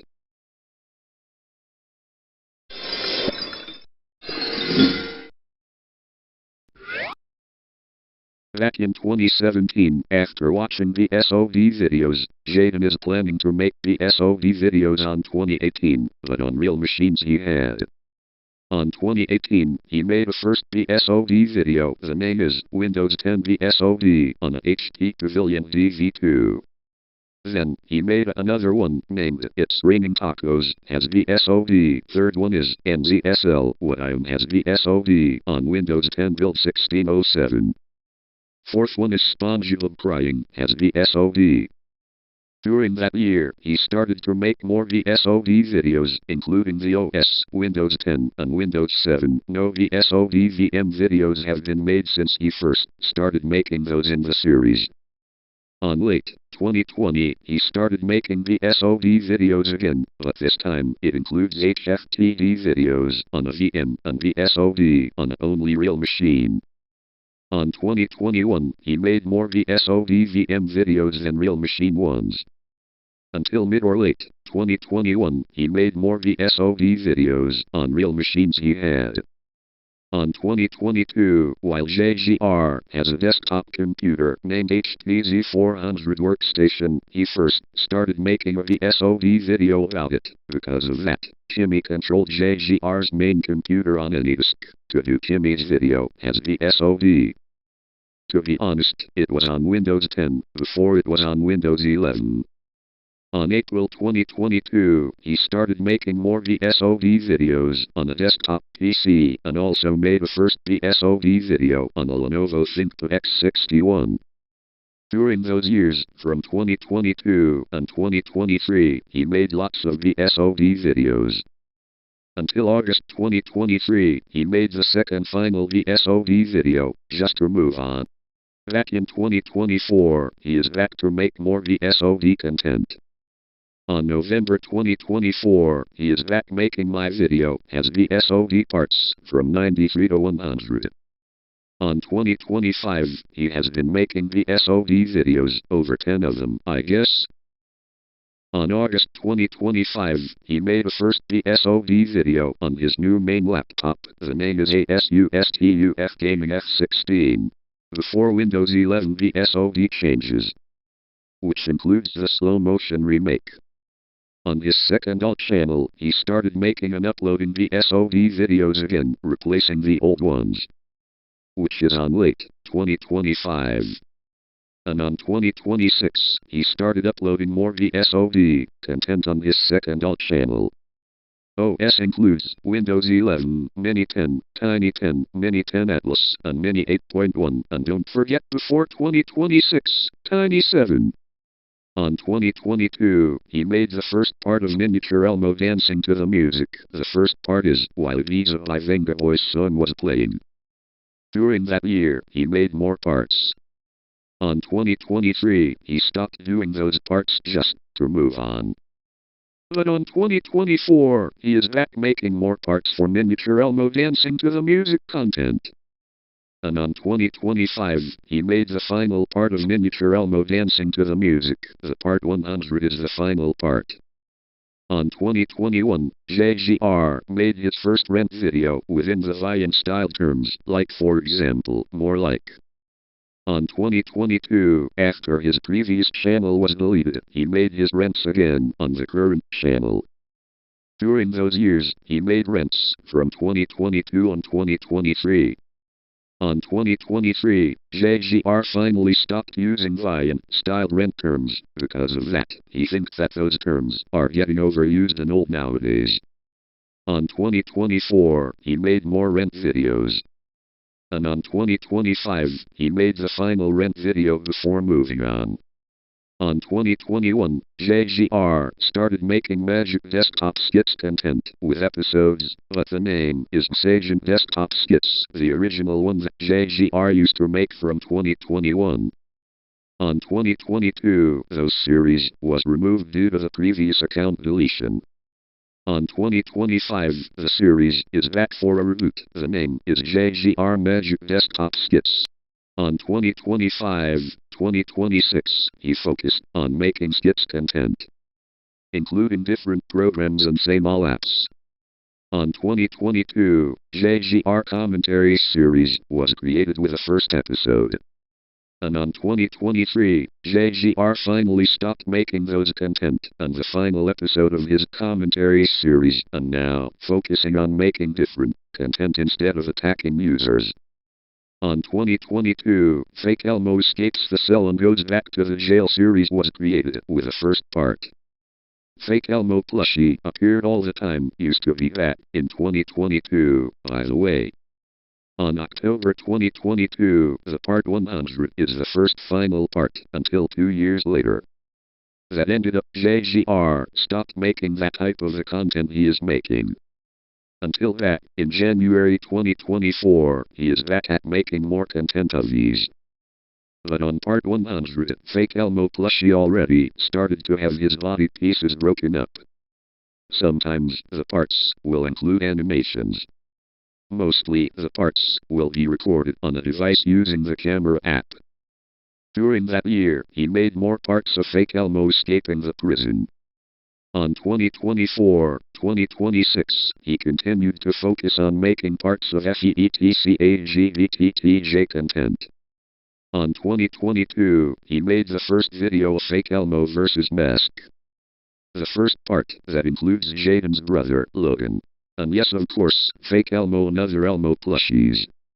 Later on 2022, JGR stopped making these content until 2 years later.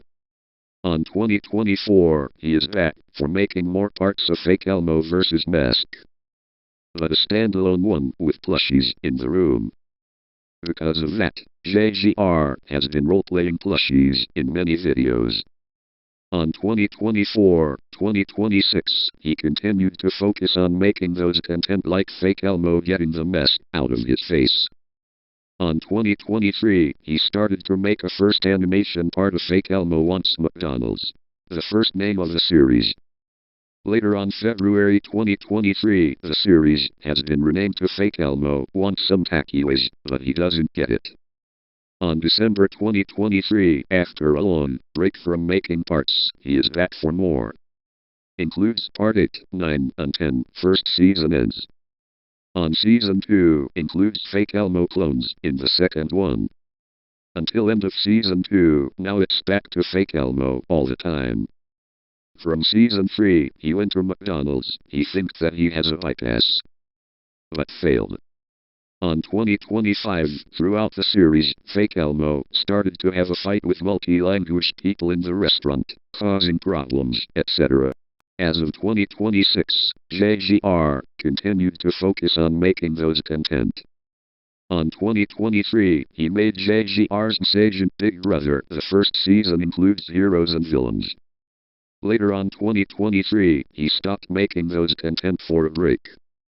Back in 2024, he is back at making more season parts for Big Brother. But MSAgent version. On 2024-2026, he continued on making season parts, which is over season 10. Wow, that's great. On 2023, he started making salute videos, he used Clipchamp for that. On 2024, he started making more salute content until 2025. On 2025, he made the last salute video before moving on. On July 2024, Fake Elmo for Hire series was created and he first made it on Flipaklik as an animation. While in the first video of Fake Elmo for Hire, he got fired at McDonald's due to he declines orders for all customers. On 2025, he made another part, but this time it's on MSAgent. From 2024-2025, he continued to focus on making parts until now. On 2025, MSAgent Judge series releases, replacing the old series of MSAgent Judge, named Judge Microsoft. With the first episode, 2 characters were taking over being the host for both episodes. On episode 3, Judd is now a host of JGR's MSAgent Judge all season round. From 2025-2026, he continued to focus on making those content where participants answers the questions correctly and leaves one answers the question wrong. On 2025, he started to make MSAgent activity series that includes scenes and more. On the first episode, it's just scenes. But the rest of the episodes, it includes scenes, programs, randomness, and yeah. From 2025-2026, he continued to focus on making those content like this.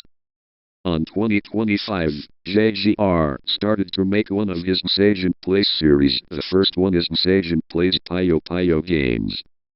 Oh wait. Puyo Puyo. I forgot to use the map text. And on 2026, he made another series called MSAgent Plays Pixel Art Easy Dream, and he focused on making those type of content.